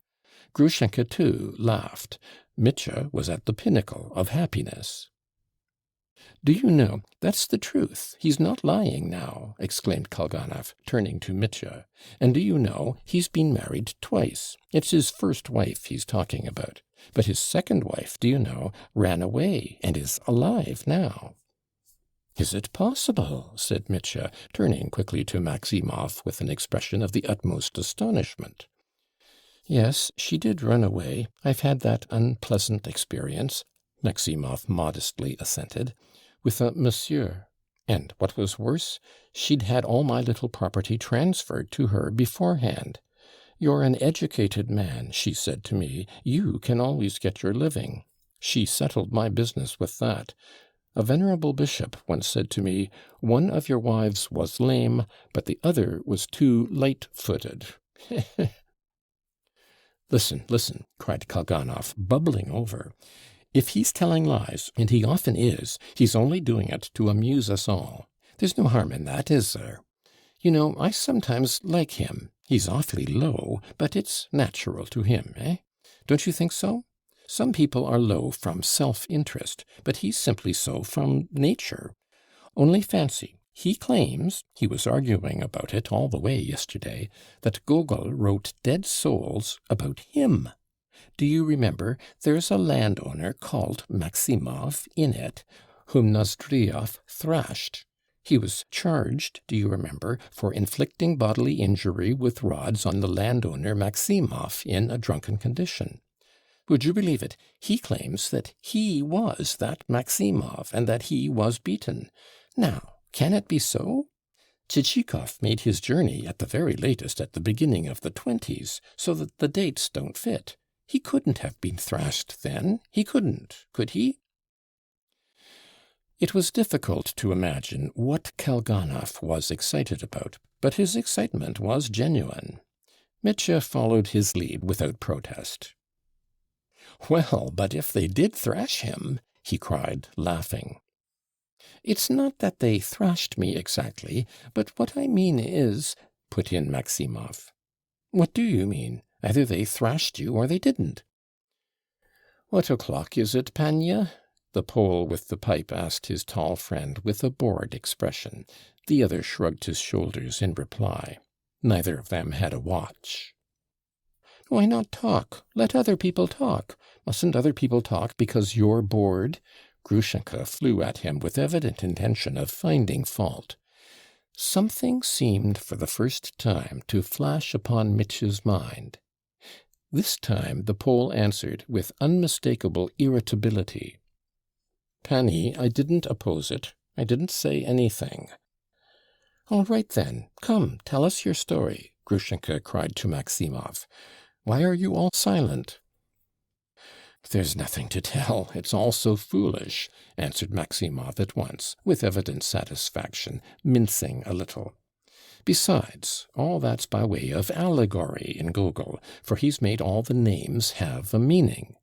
Nozdryov was really called Nozov, and Kuvshinikov had quite a different name. He was called Shkvornev. Fenardi really was called Fenardi, only he wasn't an Italian, but a Russian, and Mamselle Fenardi was a pretty girl with her pretty little legs in tights, and she had a little short skirt with spangles, and she kept turning round and round, only not for 4 hours, but for 4 minutes only, and she bewitched everyone. "But what were you beaten for?" cried Kalganov. "For Piron," answered Maximov. "What Piron?" cried Mitya.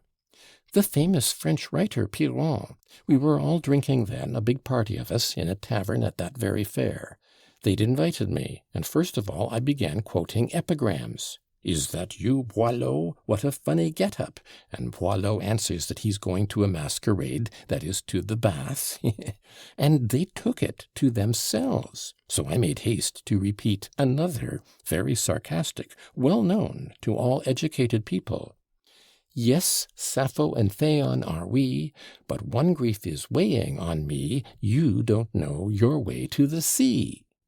They were still more offended and began abusing me in the most unseemly way for it. And as ill luck would have it, to set things right, I began telling a very cultivated anecdote about Piron, how he was not accepted into the French Academy, and to revenge himself wrote his own epitaph. Si j'y Piron qui ne fut rien, pas même académicien. They seized me and thrashed me." "But what for? What for?" "For my education. People can thrash a man for anything," Maximov concluded, briefly and sententiously. "That's enough. That's all stupid. I don't want to listen. I thought it would be amusing." Grushenka cut them short suddenly. Mitya started and at once left off laughing. The tall Pole rose upon his feet, and with the haughty air of a man bored and out of his element, began pacing from corner to corner of the room, his hands behind his back. "Ah, he can't sit still," said Grushenka, looking at him contemptuously. Mitya began to feel anxious. He noticed besides that the Pole on the sofa was looking at him with an irritable expression. "Panya," cried Mitya, "let's drink, and the other pan too. Let us drink." In a flash he had pulled 3 glasses towards him and filled them with champagne. "To Poland, Panovia! I drink to your Poland!" cried Mitya. "I shall be delighted, Panya," said the Pole on the sofa, with dignity and affable condescension, and he took his glass. "And the other pan, what's his name? Drink, most illustrious, take your glass," Mitya urged. "Pan Wrublewsky," put in the Pole on the sofa. Pan Wrublewsky came up to the table, swaying as he walked.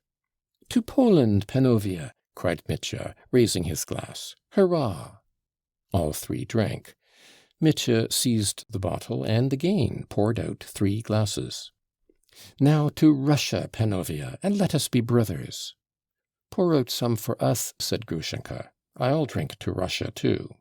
"So will I," said Kalganov. "And I would too, to Russia, the old grandmother," tittered Maximov. All," cried Mitya. "Trifon Borisovitch, some more bottles." The other 3 bottles Mitya had brought with him were put on the table. Mitya filled the glasses. "To Russia, hurrah!" he shouted again. All drank the toast except the Poles, and Grushenka tossed off her whole glass at once. The Poles did not touch theirs. "How's this, Panovia?" cried Mitya. "Won't you drink it?" Pan Wrublewsky took the glass, raised it, and said with a resonant voice, "To Russia as she was before 1772. "Come, that's better," cried the other Pole, and they both emptied their glasses at once. "You're fools, you Panovia!" broke suddenly from Mitya. "Pania!" shouted both the Poles menacingly, setting on Mitya like a couple of cocks. Pan Wrublewsky was specially furious. "Can one help loving one's own country?" he shouted. "Be silent, don't quarrel. I won't have any quarreling," cried Grushenka imperiously, and she stamped her foot on the floor. Her face glowed, her eyes were shining. The effects of the glass she had just drunk were apparent. Mitya was terribly alarmed. "Panovia, forgive me. It was my fault. I'm sorry. Wrublewsky, Pania Wrublewsky, I'm sorry." "Hold your tongue, you, anyway. Sit down, you stupid," Grushenka scolded with angry annoyance. Everyone sat down. All were silent, looking at one another. "Gentlemen, I was the cause of it all," Mitya began again, unable to make anything of Grushenka's words. "Come, why are we sitting here? What shall we do to amuse ourselves again?" "Oh, it's certainly anything but amusing," Kalganov mumbled lazily. "Let's play faro again, as we did just now," Maximov tittered suddenly. "Faro? Splendid!" cried Mitya. "If only the Panovia—" "It's light, Panovia," the Pole on the sofa responded, as it were unwillingly. "That's true," assented Pan Wrublewsky. "Light? What do you mean by light?" asked Grushenka. "Late, Pani, a late hour, I mean," the Pole on the sofa explained. "It's always late with them. They can never do anything," Grushenka almost shrieked in her anger. "They're dull themselves, so they want others to be dull. Before you came, Mitya, they were just as silent and kept turning up their noses at me." "My goddess!" cried the Pole on the sofa. "I see you're not well disposed to me. That's why I'm gloomy. I'm ready, Panya," added he, addressing Mitya. "Begin, Panya," Mitya assented, pulling his notes out of his pocket and laying 200-ruble notes on the table. "I want to lose a lot to you. Take your cards. Make the bank."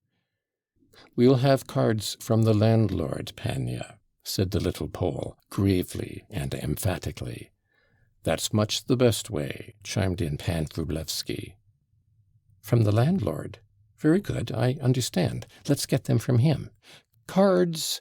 Mitya shouted to the landlord. The landlord brought in a new, unopened pack, and informed Mitya that the girls were getting ready, and that the Jews with the cymbals would most likely be here soon, but the cart with the provisions had not yet arrived. Mitya jumped up from the table and ran into the next room to give orders, but only 3 girls had arrived, and Maria was not there yet. And he did not know himself what orders to give and why he had run out. He only told them to take out of the box the presents for the girls, the sweets, the toffee, and the fondants. "And vodka for Andrei, vodka for Andrei," he cried in haste. "I was rude to Andrei." Suddenly Maximov, who had followed him out, touched him on the shoulder. "Give me 5 rubles," he whispered to Mitya. "I'll stake something at faro too." "Capital! Splendid! Take 10. Here." Again he took all the notes out of his pocket and picked out one for 10 rubles. "And if you lose that, come again, come again." "Very good," Maximov whispered joyfully, and he ran back again. Mitya too returned, apologizing for having kept them waiting. The Poles had already sat down and opened the pack. They looked much more amiable, almost cordial. The Pole on the sofa had lighted another pipe and was preparing to throw. He wore an air of solemnity. "To your places, gentlemen," cried Pan Wrublewsky. "No, I'm not going to play any more," observed Kalganov. "I've lost 50 rubles to them just now." "The Pan had no luck. Perhaps he'll be lucky this time," the Pole on the sofa observed in his direction. "How much in the bank, to correspond?" asked Mitya. "That's according, Panya. Maybe 100, maybe 200, as much as you will stake." "1,000,000!" laughed Mitya. "The Pan captain has heard of Pan Podvysotsky, perhaps." "What Podvysotsky?" "In Warsaw there was a bank, and anyone comes and stakes against it. Podvysotsky comes, sees 1,000 gold pieces, stakes against the bank. The banker says, "Pania Podvysotsky, are you laying down the gold, or must we trust to your honor?" "To my honor, Pania," says Podvysotsky. "So much the better." The banker throws the dice. Podvysotsky wins. "Take it, Pania," says the banker, and pulling out the drawer, he gives him 1,000,000. "Take it, Pania. This is your gain. There was 1,000,000 in the bank." "I didn't know that," says Podvysotsky. "Pania Podvysotsky," said the banker, "you pledged your honor, and we pledged ours." Podvysotsky took the 1,000,000. "That's not true," said Kalganov. "Pania Kalganov, in gentlemanly society one doesn't say such things." "As if a Polish gambler would give away 1,000,000, cried Mitya, but checked himself at once. "Forgive me, Pania, it's my fault again. He would give away 1,000,000, for honor, for Polish honor. You see how I talk Polish. Here, I stake 10 roubles. The knave leads. And I put a rouble on the Queen of Hearts, the pretty little Panienotchka," laughed Maximov, pulling out his queen, and as though trying to conceal it from everyone, he moved right up and crossed himself hurriedly under the table. Mitya won. The rouble won, too. "A corner!" cried Mitya. "I'll bet another rouble, a single stake," Maximov muttered gleefully, hugely delighted at having won a rouble. "Lost!" shouted Mitya. "A double on the 7." The 7, too, was trumped. "Stop!" cried Kalganov suddenly. "Double! Double!" Mitya doubled his stakes, and each time he doubled the stake, the card he doubled was trumped by the Poles. The rouble stakes kept winning. "On the double!" shouted Mitya furiously. "You've lost 200, Pania. Will you stake another 100?" the Pole on the sofa inquired. "What, lost 200 already? Then another 200, all doubles." And pulling his money out of his pocket, Mitya was about to fling 200 roubles on the Queen, but Kalganov covered it with his hand. "That's enough," he shouted in his ringing voice. "What's the matter?" Mitya stared at him. "That's enough. I don't want you to play any more. Don't." "Why?" "Because I don't. Hang it, come away. That's why. I won't let you go on playing." Mitya gazed at him in astonishment.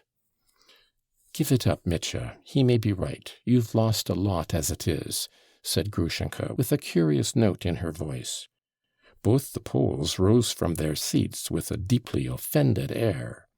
"Are you joking, Pania?" said the short man, looking severely at Kalganov. "How dare you?" Pan Vrublevsky, too, growled at Kalganov. "Don't dare to shout like that," cried Grushenka. "Ah, you turkey cocks!" Mitya looked at each of them in turn, but something in Grushenka's face suddenly struck him, and at the same instant something new flashed into his mind, a strange new thought. "Pani Agrippina," the little Pole was beginning, crimson with anger, when Mitya suddenly went up to him and slapped him on the shoulder. "Most illustrious, 2 words with you." "What do you want?" "In the next room. I've 2 words to say to you. Something pleasant, very pleasant. You'll be glad to hear it." The little Pan was taken aback, and looked apprehensively at Mitya. He agreed at once, however, on condition that Pan Vrublevsky went with them. "The bodyguard? Let him come. And I want him too. I must have him," cried Mitya. "March, Panuvia." "Where are you going?" asked Grushenka anxiously. "We'll be back in 1 moment," answered Mitya. There was a sort of boldness, a sudden confidence shining in his eyes. His face had looked very different when he entered the room an hour before. He led the Poles not into the large room where the chorus of girls was assembling and the table was being laid, but into the bedroom on the right, where the trunks and packages were kept, and there were 2 large beds with pyramids of cotton pillows on each. There was a lighted candle on a small deal table in the corner. The small man and Mitya sat down to this table, facing each other, while the huge Vrublevsky stood beside them, his hands behind his back. The Poles looked severe, but were evidently inquisitive. "What can I do for you, Panya?" lisped the little Pole. "Well, look here, Panya, I won't keep you long. There's money for you."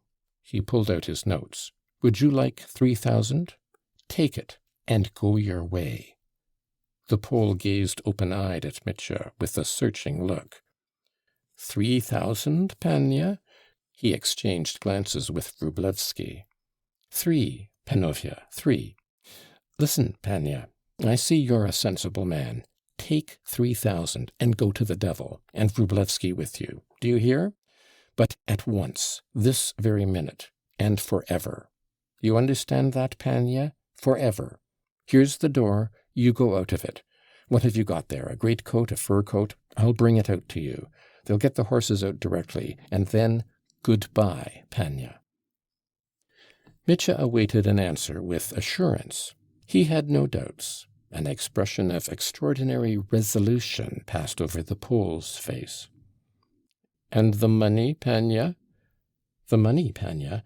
500 roubles I'll give you this moment for the journey, and as a first installment, and 2,500 tomorrow, in the town. I swear on my honor. I'll get it. I'll get it at any cost," cried Mitya. The Poles exchanged glances again. The short man's face looked more forbidding. 700, not 500, at once, this minute, cash down," Mitya added, feeling something wrong. "What's the matter, Panya? Don't you trust me?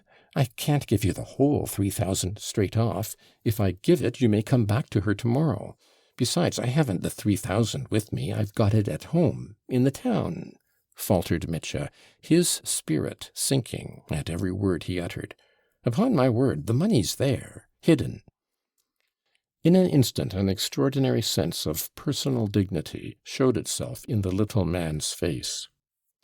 "What next?" he asked ironically. "For shame!" And he spat on the floor. Pan Wróblewski spat too. "You do that, Panya," said Mitya, recognizing with despair that all was over, "because you hope to make more out of Grushenka? You're a couple of capons, that's what you are." "This is a mortal insult." The little Pole turned as red as a crab, and he went out of the room, briskly, as though unwilling to hear another word. Wróblewski swung out after him, and Mitya followed, confused and crestfallen. He was afraid of Grushenka, afraid that the Pan would at once raise an outcry. And so, indeed, he did. The Pole walked into the room and threw himself in a theatrical attitude before Grushenka. "Pani Agrippina, I have received a mortal insult," he exclaimed. But Grushenka suddenly lost all patience, as though they had wounded her in the tenderest spot. Speak Russian, she cried. "Not another word of Polish. You used to talk Russian. You can't have forgotten it in 5 years." She was red with passion. "Pani Agrippina." "My name's Agrafena, Grushenka. Speak Russian, or I won't listen." The Pole gasped with offended dignity, and quickly and pompously delivered himself in broken Russian. "Pani Agrafena, I came here to forget the past and forgive it, to forget all that has happened till today." "Forgive? Came here to forgive me?" Grushenka cut him short, jumping up from her seat. "Just so, Pani. I'm not pusillanimous, I'm magnanimous, but I was astounded when I saw your lovers. Pan Mitya offered me 3,000 in the other room to depart. I spat in the Pan's face." "What? He offered you money for me?" cried Grushenka hysterically. "Is it true, Mitya? How dare you? Am I for sale?" "Panya, Panya," yelled Mitya, "she's pure and shining, and I have never been her lover. That's a lie." "How dare you defend me to him?" shrieked Grushenka. "It wasn't virtue kept me pure, and it wasn't that I was afraid of Kuzma, but that I might hold up my head when I met him and tell him he's a scoundrel. And he did actually refuse the money?" He took it," cried Mitya, "only he wanted to get the whole 3,000 at once, and I could only give him 700 straight off." "I see. He heard I had money, and came here to marry me." "Panny Agrippina," cried the little Pole, "I'm a knight, I'm a nobleman, and not a wydoch. I came here to make you my wife, and I find you a different woman, perverse and shameless." "Oh, go back where you came from. I'll tell them to turn you out, and you'll be turned out," cried Grushenka, furious. "I've been a fool to have been miserable these 5 years. And it wasn't for his sake, it was my anger made me miserable. And this isn't he at all. Was he like this? It might be his father. Where did you get your wig from? He was a falcon, but this is a gander.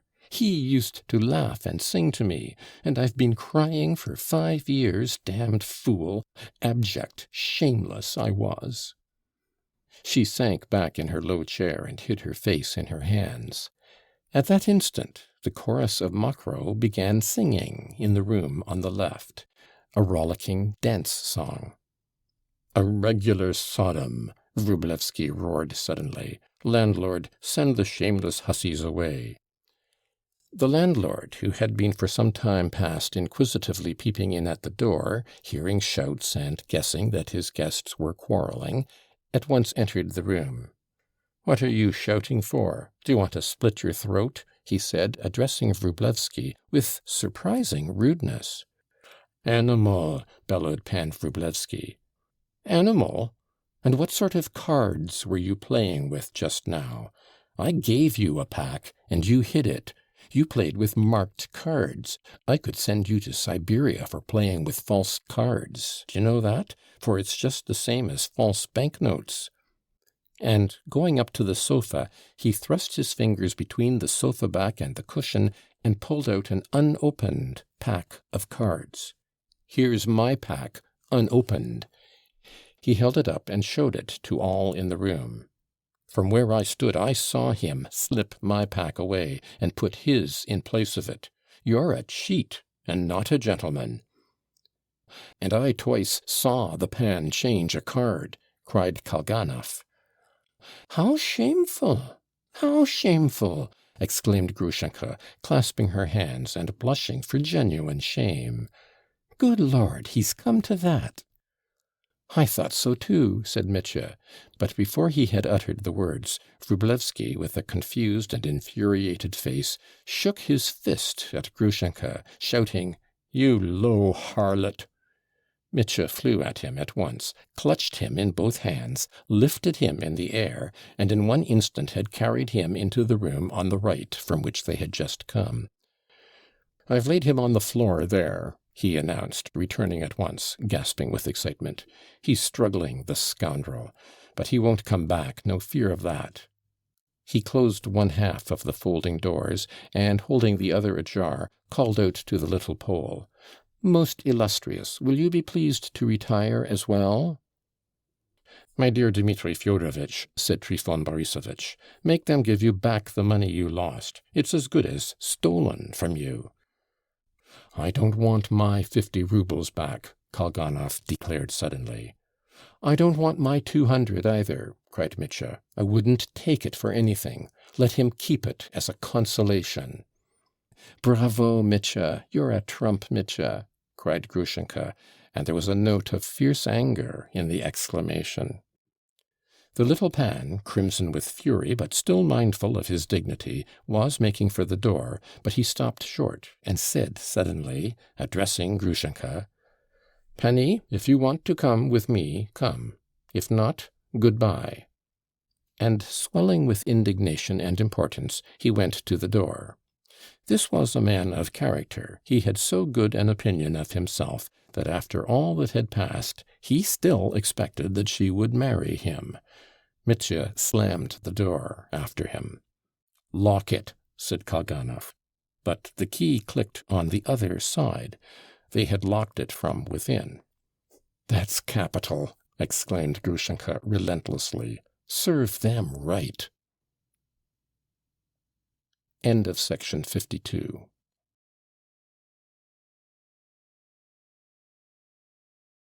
Book 8, Chapter 8, Delirium. What followed was almost an orgy, a feast to which all were welcome. Grushenka was the first to call for wine. "I want to drink. I want to be quite drunk, as we were before. Do you remember, Mitya? Do you remember how we made friends here last time?" Mitya himself was almost delirious, feeling that his happiness was at hand. But Grushenka was continually sending him away from her. "Go and enjoy yourself. Tell them to dance, to make merry. Let the stove and cottage dance, as we had it last time," she kept exclaiming. She was tremendously excited, and Mitya hastened to obey her. The chorus were in the next room. The room in which they had been sitting till that moment was too small, and was divided in two by cotton curtains, behind which was a huge bed with a puffy feather mattress and a pyramid of cotton pillows. In the 4 rooms for visitors there were beds. Grushenka settled herself just at the door. Mitya set an easy chair for her. She had sat in the same place to watch the dancing and singing the time before, when they had made merry there. All the girls who had come had been there then.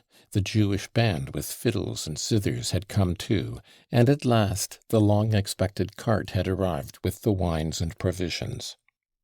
Mitya bustled about. All sorts of people began coming into the room to look on. Peasants and their women, who had been roused from sleep and attracted by the hopes of another marvellous entertainment such as they had enjoyed a month before. Mitya remembered their faces, greeting and embracing everyone he knew. He uncorked bottles and poured out wine for everyone who presented himself. Only the girls were very eager for the champagne. The men preferred rum, brandy, and above all hot punch. Mitya had chocolate made for all the girls, and ordered that 3 samovars should be kept boiling all night to provide tea and punch for everyone to help himself. An absurd chaotic confusion followed, but Mitya was in his natural element, and the more foolish it became, the more his spirits rose. If the peasants had asked him for money at that moment, he would have pulled out his notes and given them away right and left. This was probably why the landlord, Trifon Borisovitch, kept hovering about Mitya to protect him. He seemed to have given up all idea of going to bed that night, but he drank little, only 1 glass of punch, and kept a sharp lookout on Mitya's interests after his own fashion. He intervened in the nick of time, civilly and obsequiously persuading Mitya not to give away cigars and Rhine wine, and above all, money to the peasants as he had done before. He was very indignant, too, at the peasant girls drinking liqueur and eating sweets. "They're a lousy lot, Dmitri Fyodorovitch," he said. "I'd give them a kick, every one of them, and they'd take it as an honor. That's all they're worth." Mitya remembered Andrei again, and ordered punch to be sent out to him. "I was rude to him just now," he repeated with a sinking, softened voice. Kalganov did not want to drink, and at first did not care for the girls' singing, but after he had drunk a couple of glasses of champagne, he became extraordinarily lively, strolling about the room, laughing and praising the music and the songs, admiring everyone and everything. Maximov, blissfully drunk, never left his side. Grushenka, too, was beginning to get drunk. Pointing to Kalganov, she said to Mitya, "What a dear charming boy he is!" And Mitya, delighted, ran to kiss Kalganov and Maximov. Oh, great were his hopes! She had said nothing yet, and seemed indeed purposely to refrain from speaking, but she looked at him from time to time with caressing and passionate eyes. At last she suddenly gripped his hand and drew him vigorously to her. She was sitting at the moment in the low chair by the door. "How was it you came just now, eh? How you walked in! I was frightened. So you wanted to give me up to him, did you? Did you really want to?" "I didn't want to spoil your happiness," Mitya faltered blissfully, but she did not need his answer. "Well, go and enjoy yourself." She sent him away once more. "Don't cry, I'll call you back again." He would run away, and she listened to the singing and looked at the dancing, though her eyes followed him wherever he went. But in another quarter of an hour she would call him once more, and again he would run back to her. "Come, sit beside me. Tell me, how did you hear about me and my coming here yesterday? From whom did you first hear it?" And Mitya began telling her all about it, disconnectedly, incoherently, feverishly. He spoke strangely, often frowning and stopping abruptly. "What are you frowning at?" she asked. "Nothing. I left a man ill there. I'd give 10 years of my life for him to get well, to know he was all right." "Well, never mind him if he's ill. So you meant to shoot yourself tomorrow? What a silly boy. What for?" "I like such reckless fellows as you," she lisped, with a rather halting tongue. "So you would go any length for me, eh? Did you really mean to shoot yourself tomorrow, you stupid? No, wait a little. Tomorrow I may have something to say to you. I won't say it today, but tomorrow. You'd like it to be today? No, I don't want to today. Come, go along now. Go and amuse yourself." Once, however, she called him, as it were, puzzled and uneasy. "Why are you sad? I see you're sad. Yes, I see it," she added, looking intently into his eyes. "Though you keep kissing the peasants and shouting, I see something. No, be merry. I'm merry. You be merry too. I love somebody here. Guess who it is. Ah, look, my boy has fallen asleep, poor dear. He's drunk." She meant Kalganov. He was, in fact, drunk, and had dropped asleep for a moment, sitting on the sofa. But he was not merely drowsy from drink. He felt suddenly dejected, or, as he said, bored. He was intensely depressed by the girls' songs, which, as the drinking went on, gradually became coarse and more reckless. And the dances were as bad. 2 girls dressed up as bears, and a lively girl called Stepanida, with a stick in her hand, acted the part of keeper and began to show them. "Look alive, Marya, or you'll get the stick." The bears rolled on the ground at last in the most unseemly fashion, amid roars of laughter from the closely packed crowd of men and women. "Well, let them, said Grushenka sententiously, with an ecstatic expression on her face. "When they do get a day to enjoy themselves, why shouldn't folks be happy?" Kalganov looked as though he had been besmirched with dirt. "It's swinish, all this peasant foolery," he murmured, moving away. "It's the game they play when it's light all night in summer." He particularly disliked one new song to a jaunty dance tune. It described how a gentleman came and tried his luck with the girls to see whether they would love him. The master came to try the girls. Would they love him? Would they not? But the girls could not love the master. "He would beat me cruelly, and such love won't do for me." Then a gypsy comes along, and he too tries. The gypsy came to try the girls. Would they love him? Would they not? But they couldn't love the gypsy either. "He would be a thief, I fear, and would cause me many a tear." And many more men came to try their luck, among them a soldier. The soldier came to try the girls. Would they love him? Would they not? But the soldier is rejected with contempt in 2 indecent lines, sung with absolute frankness and producing a furor in the audience. The song ends with a merchant. The merchant came to try the girls. Would they love him? Would they not? And it appears that he wins their love because "the merchant will make gold for me, and his queen I'll gladly be." Kalganov was positively indignant. "That's just a song of yesterday," he said aloud. "Who writes such things for them? They might just as well have had a railwayman or a Jew come to try his luck with the girls. They'd have carried all before them." And almost as though it were a personal affront, he declared on the spot that he was bored, sat down on the sofa, and immediately fell asleep. His pretty little face looked rather pale as it fell back on the sofa cushion. "Look how pretty he is," said Grushenka, taking Mitya up to him.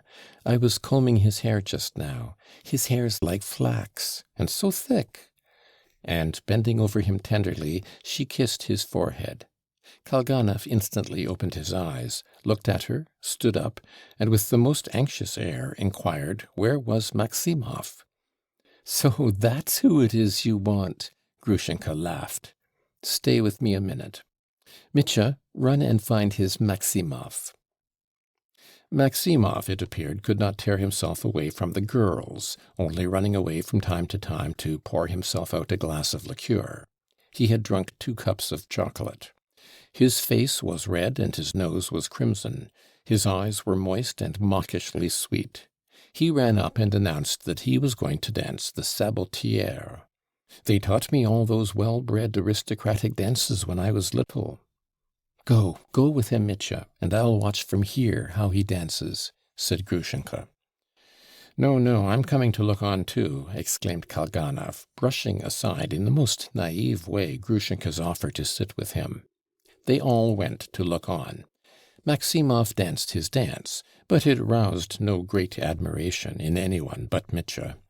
It consisted of nothing but skipping and hopping, kicking up the feet, and at every skip Maximov slapped the upturned sole of his foot. Kalganov did not like it at all, but Mitya kissed the dancer. "Thanks. You're tired, perhaps. What are you looking for here? Would you like some sweets? A cigar, perhaps?" "A cigarette." "Don't you want a drink?" "I'll just have a liqueur. Have you any chocolates?" "Yes, there's a heap of them on the table there. Choose one, my dear soul." "I like one with vanilla, for old people." "No, brother, we've none of that special sort." "I say," the old man bent down to whisper in Mitch's ear, "that girl there, little Marya, how would it be if you were to help me make friends with her?" "So that's what you're after." "No, brother, that won't do." "I'd do no harm to anyone," Maximov muttered disconsolately. "Oh, all right. They only come here to dance and sing, you know, brother. But damn it all, wait a bit. Eat and drink and be merry meanwhile. Don't you want money?" "Later on, perhaps," smiled Maximov. All right. Mitch's head was burning. He went outside to the wooden balcony which ran round the whole building on the inner side, overlooking the courtyard. The fresh air revived him. He stood alone in a dark corner and suddenly clutched his head in both hands. His scattered thoughts came together, his sensations blended into a whole and threw a sudden light into his mind. A fearful and terrible light. "If I'm to shoot myself, why not now?" passed through his mind. "Why not go for the pistols, bring them here, and here in this dark, dirty corner make an end?" Almost a minute he stood, undecided. A few hours earlier, when he had been dashing here, he was pursued by disgrace, by the theft he had committed, and that blood. But yet it was easier for him then. Then everything was over. He had lost her, given her up, she was gone for him. Oh, then his death sentence had been easier for him. At least it had seemed necessary, inevitable, for what had he to stay on earth for? But now? Was it the same as then? Now one phantom, one terror at least was at an end. That first rightful lover, that fateful figure, had vanished, leaving no trace. The terrible phantom had turned into something so small, so comic. It had been carried into the bedroom and locked in. It would never return. She was ashamed, and from her eyes he could see now whom she loved. Now he had everything to make life happy. But he could not go on living. He could not. Oh, damnation! "O God, restore to life the man I knocked down at the fence. Let this fearful cup pass from me. Lord, thou hast wrought miracles for such sinners as me. But what if the old man's alive? Oh, then the shame of the other disgrace I would wipe away. I would restore the stolen money. I'd give it back. I'd get it somehow. No trace of that shame will remain, except in my heart forever. But No, no. Oh, impossible, cowardly dreams. Oh, damnation. Yet there was a ray of light and hope in his darkness. He jumped up and ran back to the room, to her, his queen forever. Was not one moment of her love worth all the rest of life, even in the agonies of disgrace? This wild question clutched at his heart. To her alone, to see her, to hear her, to think of nothing, to forget everything, if only for that night, for an hour, for a moment. Just as he turned from the balcony into the passage, he came upon the landlord, Trifon Borisovitch. He thought he looked gloomy and worried, and fancied he had come to find him. "What is it, Trifon Borisovitch? Are you looking for me?" "No, sir." The landlord seemed disconcerted. "Why should I be looking for you? Where have you been?" "Why do you look so glum? You're not angry, are you? Wait a bit. You shall soon get to bed. What's the time?" "It'll be 3 o'clock. Past 3 it must be." "We'll leave off soon. We'll leave off." "Don't mention it. It doesn't matter. Keep it up as long as you like." What's the matter with him? Mitchell wondered for an instant, and he ran back to the room where the girls were dancing.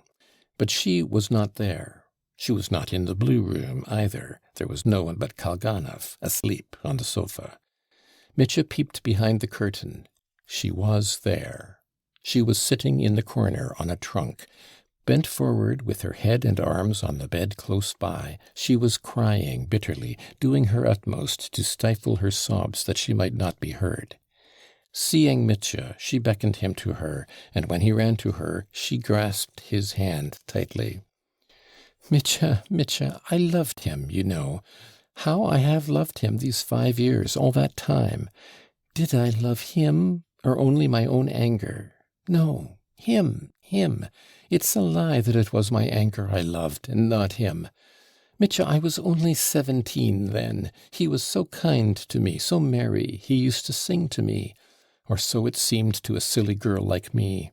And now, oh Lord, it's not the same man. Even his face is not the same. He's different altogether. I shouldn't have known him. I drove here with Timofey, and all the way I was thinking how I should meet him, what I should say to him, how we should look at one another. My soul was faint, and all of a sudden it was just as though he had emptied a pail of dirty water over me. He talked to me like a schoolmaster, all so grave and learned. He met me so solemnly that I was struck dumb. I couldn't get a word in. At first I thought he was ashamed to talk before his great big Pole. I sat staring at him and wondering why I couldn't say a word to him now. It must have been his wife that ruined him. You know, he threw me up to get married. She must have changed him like that. Mitya, how shameful it is. Oh, Mitya, I'm ashamed for all my life. Curse it, curse those 5 years. And again she burst into tears, but clung tight to Mitya's hand and did not let it go. "Mitya, darling, stay, don't go away. I want to say one word to you," she whispered, and suddenly raised her face to him. "Listen, tell me, who is it I love? I love one man here. Who is that man? That's what you must tell me." A smile lighted up her face that was swollen with weeping, and her eyes shone in the half-darkness. "A falcon flew in, and my heart sank. Fool, that's the man you love. That was what my heart whispered to me at once. You came in, and all grew bright. What's he afraid of, I wondered, for you were frightened. You couldn't speak. It's not them he's afraid of. Could you be frightened of anyone? It's me he's afraid of, I thought, only me. So Fenya told you, you little stupid, how I called to Alyosha out of the window that I'd loved Mitchenka for 1 hour, and that I was going now to love another. Mitya, how could I be such a fool as to think I could love anyone after you? Do you forgive me, Mitya? Do you forgive me or not? Do you love me? Do you love me?" She jumped up and held him with both hands on his shoulders. Mitya, dumb with rapture, gazed into her eyes, at her face, at her smile, and suddenly clasped her tightly in his arms and kissed her passionately.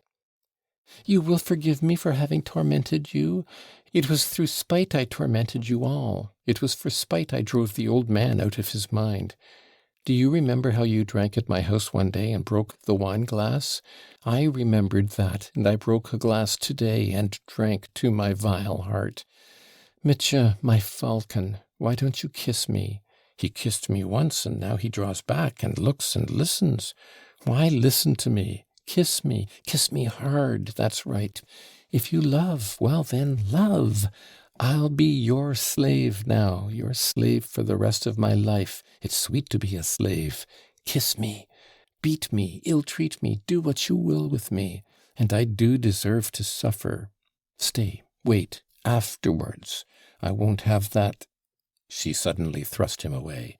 "Go along, Mitya. I'll come and have some wine. I want to be drunk. I'm going to get drunk and dance. I must. She tore herself away from him and disappeared behind the curtain. Mitya followed like a drunken man. "Yes, come what may, whatever may happen now, for 1 minute I'd give the whole world," he thought. Grushenka did, in fact, toss off a whole glass of champagne at one gulp, and became at once very tipsy. She sat down in the same chair as before, with a blissful smile on her face. Her cheeks were glowing, her lips were burning, her flashing eyes were moist. There was passionate appeal in her eyes. Even Kalganov felt a stir at the heart, and went up to her. "Did you feel how I kissed you when you were asleep just now?" she said thickly. "I'm drunk now, that's what it is. And aren't you drunk? And why isn't Mitya drinking? Why don't you drink, Mitya? I'm drunk, and you don't drink?" "I am drunk. I'm drunk as it is. Drunk with you. And now I'll be drunk with wine, too." He drank off another glass, and he thought it strange himself. That glass made him completely drunk. He was suddenly drunk, though till that moment he had been quite sober. He remembered that. From that moment, everything whirled about him as though he were delirious. He walked, laughed, talked to everybody without knowing what he was doing. Only one persistent burning sensation made itself felt continually, like a red-hot coal in his heart, he said afterwards. He went up to her, sat beside her, gazed at her, listened to her. She became very talkative, kept calling everyone to her, and beckoned to different girls out of the chorus. When the girl came up, she either kissed her or made the sign of the cross over her. In another minute she might have cried. She was greatly amused by the little old man, as she called Maximov. He ran up every minute to kiss her hands, each little finger, and finally he danced another dance to an old song, which he sang himself. He danced with special vigor to the refrain. "The little pig says oomph, oomph, oomph. The little calf says moo, moo, moo. The little duck says quack, quack, quack. The little goose says ga, ga, ga. The hen goes strutting through the porch. To-roo, roo, roo, roo, she'll say. To-roo, roo, roo, roo, she'll say." "Give him something, Mitya," said Grushenka. "Give him a present. He's poor, you know. Ah, the poor, the insulted. Do you know, Mitya, I shall go into a nunnery. No, I really shall one day. Alyosha said something to me today that I shall remember all my life. Yes. But today let us dance. Tomorrow to the nunnery, but today we'll dance. I want to play today, good people, and what of it? God will forgive us. If I were God, I'd forgive everyone. My dear sinners, from this day forth I forgive you. I'm going to beg forgiveness. Forgive me, good people, a silly wench. I'm a beast, that's what I am, but I want to pray. I gave a little onion. Wicked as I've been, I want to pray. Mitya, let them dance, don't stop them. Everyone in the world is good. Everyone, even the worst of them. The world's a nice place. Though we're bad, the world's all right. We're good and bad, good and bad. Come, tell me, I've something to ask you. Come here, everyone, and I'll ask you. Why am I so good? You know I am good. I'm very good. Come, why am I so good?" So Grushenka babbled on, getting more and more drunk. At last she announced that she was going to dance, too. She got up from her chair, staggering. "Mitya, don't give me any more wine. If I ask you, don't give it to me. Wine doesn't give peace. Everything's going round, the stove and everything. I want to dance. Let everyone see how I dance. Let them see how beautifully I dance." She really meant it. She pulled a white cambric handkerchief out of her pocket and took it by one corner in her right hand to wave it in the dance. Mitya ran to and fro. The girls were quiet and got ready to break into a dancing song at the first signal. Maximov, hearing that Grushenka wanted to dance, squealed with delight and ran skipping about in front of her, humming, "With legs so slim and sides so trim, and its little tail curled tight." But Grushenka waved her handkerchief at him and drove him away. "Shh! Mitya, why don't they come? Let everyone come to look on. Call them in, too, that were locked in. Why did you lock them in? Tell them I'm going to dance. Let them look on, too." Mitya walked with a drunken swagger to the locked door and began knocking to the Poles with his fist. "Hi, you, Podvysotskis, come, she's going to dance. She calls you." "Wydok," one of the Poles shouted in reply. "You're a wydok yourself. You're a little scoundrel. That's what you are." "Leave off laughing at Poland," said Kalganov sententiously. He, too, was drunk. "Be quiet, boy. If I call him a scoundrel, it doesn't mean that I called all Poland so. One wydok doesn't make a Poland. Be quiet, my pretty boy. Eat a sweetmeat." "Ah, what fellows! As though they were not men. Why won't they make friends?" said Grushenka, and went forward to dance. The chorus broke into "Ah, my porch, my new porch."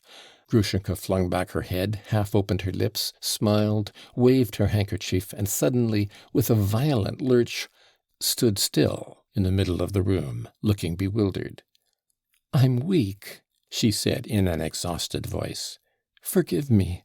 I'm weak. I can't. I'm sorry." She bowed to the chorus, and then began bowing in all directions. "I'm sorry. Forgive me." "The lady's been drinking. The pretty lady has been drinking," voices were heard saying. "The lady's drunk too much," Maximov explained to the girls, giggling. "Mitya, lead me away. Take me," said Grushenka helplessly. Mitya pounced on her, snatched her up in his arms, and carried the precious burden through the curtains. "Well, now I'll go," thought Kalganov, and walking out of the blue room, he closed the two halves of the door after him. But the orgy in the larger room went on and grew louder and louder. Mitya laid Grushenka on the bed and kissed her on the lips. "Don't touch me," she faltered in an imploring voice. "Don't touch me till I'm yours. I've told you I'm yours, but don't touch me. Spare me. With them here, with them close, you mustn't. He's here. It's nasty here." "I'll obey you. I won't think of it. I worship you," muttered Mitya. "Yes, it's nasty here. It's abominable." And still holding her in his arms, he sank on his knees by the bedside. "I know, though you're a brute, you're generous," Grushenka articulated with difficulty. "It must be honorable. It shall be honorable for the future. And let us be honest. Let us be good, not brutes, but good. Take me away. Take me far away. Do you hear?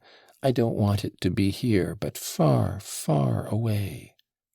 "Oh, yes, yes, it must be," said Mitya, pressing her in his arms. "I'll take you, and we'll fly away. Oh, I'd give my whole life for 1 year only to know about that blood."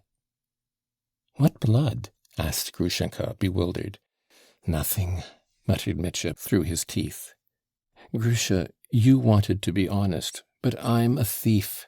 But I've stolen money from Katya. Disgrace, a disgrace." "From Katya, from that young lady. No, you didn't steal it. Give it her back. Take it from me. Why make a fuss? Now everything of mine is yours. What does money matter? We shall waste it anyway. Folks like us are bound to waste money. But we'd better go and work the land. I want to dig the earth with my own hands. We must work. Do you hear? Alyosha said so. I won't be your mistress. I'll be faithful to you. I'll be your slave. I'll work for you. We'll go to the young lady and bow down to her together so that she may forgive us, and then we'll go away. And if she won't forgive us, we'll go anyway. Take her money and love me. Don't love her. Don't love her any more. If you love her, I shall strangle her. I'll put out both her eyes with a needle. I love you. I love only you. I'll love you in Siberia. Why Siberia? Never mind, Siberia if you like, I don't care. We'll work. There's snow in Siberia. I love driving in the snow. And must have bells. Do you hear? There's a bell ringing. Where is that bell ringing? There are people coming. Now it's stopped. She closed her eyes, exhausted, and suddenly fell asleep for an instant. There had certainly been the sound of a bell in the distance, but the ringing had ceased. Mitya let his head sink on her breast. He did not notice that the bell had ceased ringing, nor did he notice that the songs had ceased, and that instead of singing and drunken clamor, there was absolute stillness in the house. Grushenka opened her eyes. What's the matter? Was I asleep? Yes, a bell. I've been asleep and dreamt I was driving over the snow with bells, and I dozed. I was with someone I loved, with you, and far, far away. I was holding you and kissing you, nestling close to you. I was cold and the snow glistened. You know how the snow glistens at night when the moon shines. It was as though I was not on earth. I woke up, and my dear one is close to me. How sweet that is! Close to you, murmured Mitya, kissing her dress, her bosom, her hands. And suddenly he had a strange fancy. It seemed to him that she was looking straight before her, not at him, not into his face, but over his head, with an intent, almost uncanny fixity. An expression of wonder, almost of alarm, came suddenly into her face. Mitya, who is that looking at us? She whispered. Mitya turned and saw that someone had, in fact, parted the curtains and seemed to be watching them, and not one person alone, it seemed. He jumped up and walked quickly to the intruder. Here, come to us, come here, said a voice, speaking not loudly but firmly and peremptorily. Mitya passed to the other side of the curtain and stood stock still. The room was filled with people, but not those who had been there before. An instantaneous shiver ran down his back, and he shuddered. He recognized all those people instantly. That tall, stout old man in the overcoat and forage cap with the cockade was the police captain, Mihail Makarovitch. And that consumptive-looking trim dandy who always has such polished boots, that was the deputy prosecutor. He has a chronometer worth 400 rubles. He showed it to me. And that small young man in spectacles, Mitya forgot his surname, though he knew him, had seen him. He was the investigating lawyer from the School of Jurisprudence who had only lately come to the town. And this man, the inspector of police, Mavriky Mavrikyevitch, a man he knew well. And those fellows with the brass plates on, why are they here? And those other two peasants, and here at the door Kalganov with Trifon Borisovitch. Gentlemen, what's this for, gentlemen? Began Mitya, but suddenly, as though beside himself, not knowing what he was doing, he cried aloud at the top of his voice, I understand. The young man in spectacles moved forward suddenly, and stepping up to Mitya, began with dignity, though hurriedly. We have to make... In brief, I beg you to come this way, to the sofa. It is absolutely imperative that you should give an explanation. The old man, cried Mitya frantically. "The old man and his blood. I understand." And he sank, almost fell, on a chair close by, as though he had been mown down by a scythe. "You understand. He understands it. Monster and parricide. Your father's blood cries out against you," the old captain of police roared suddenly, stepping up to Mitya. He was beside himself, crimson in the face and quivering all over. "This is impossible," cried the small young man. Mihail Makarovitch, this won't do. I beg you'll allow me to speak. I should never have expected such behavior from you." "This is delirium, gentlemen, raving delirium," cried the captain of police. "Look at him, drunk, at this time of night, in the company of a disreputable woman, with the blood of his father on his hands. It's delirium." "I beg you most earnestly, dear Mihail Makarovitch, to restrain your feelings," the prosecutor said in a rapid whisper to the old police captain, "or I shall be forced to resort to—" But the little lawyer did not allow him to finish. He turned to Mitya and delivered himself in a loud, firm, dignified voice. "Ex-Lieutenant Karamazov, it is my duty to inform you that you are charged with the murder of your father, Fyodor Pavlovitch Karamazov, perpetrated this night." He said something more, and the prosecutor, too, put in something, but though Mitya heard them, he did not understand them. He stared at them all with wild eyes. End of section 53.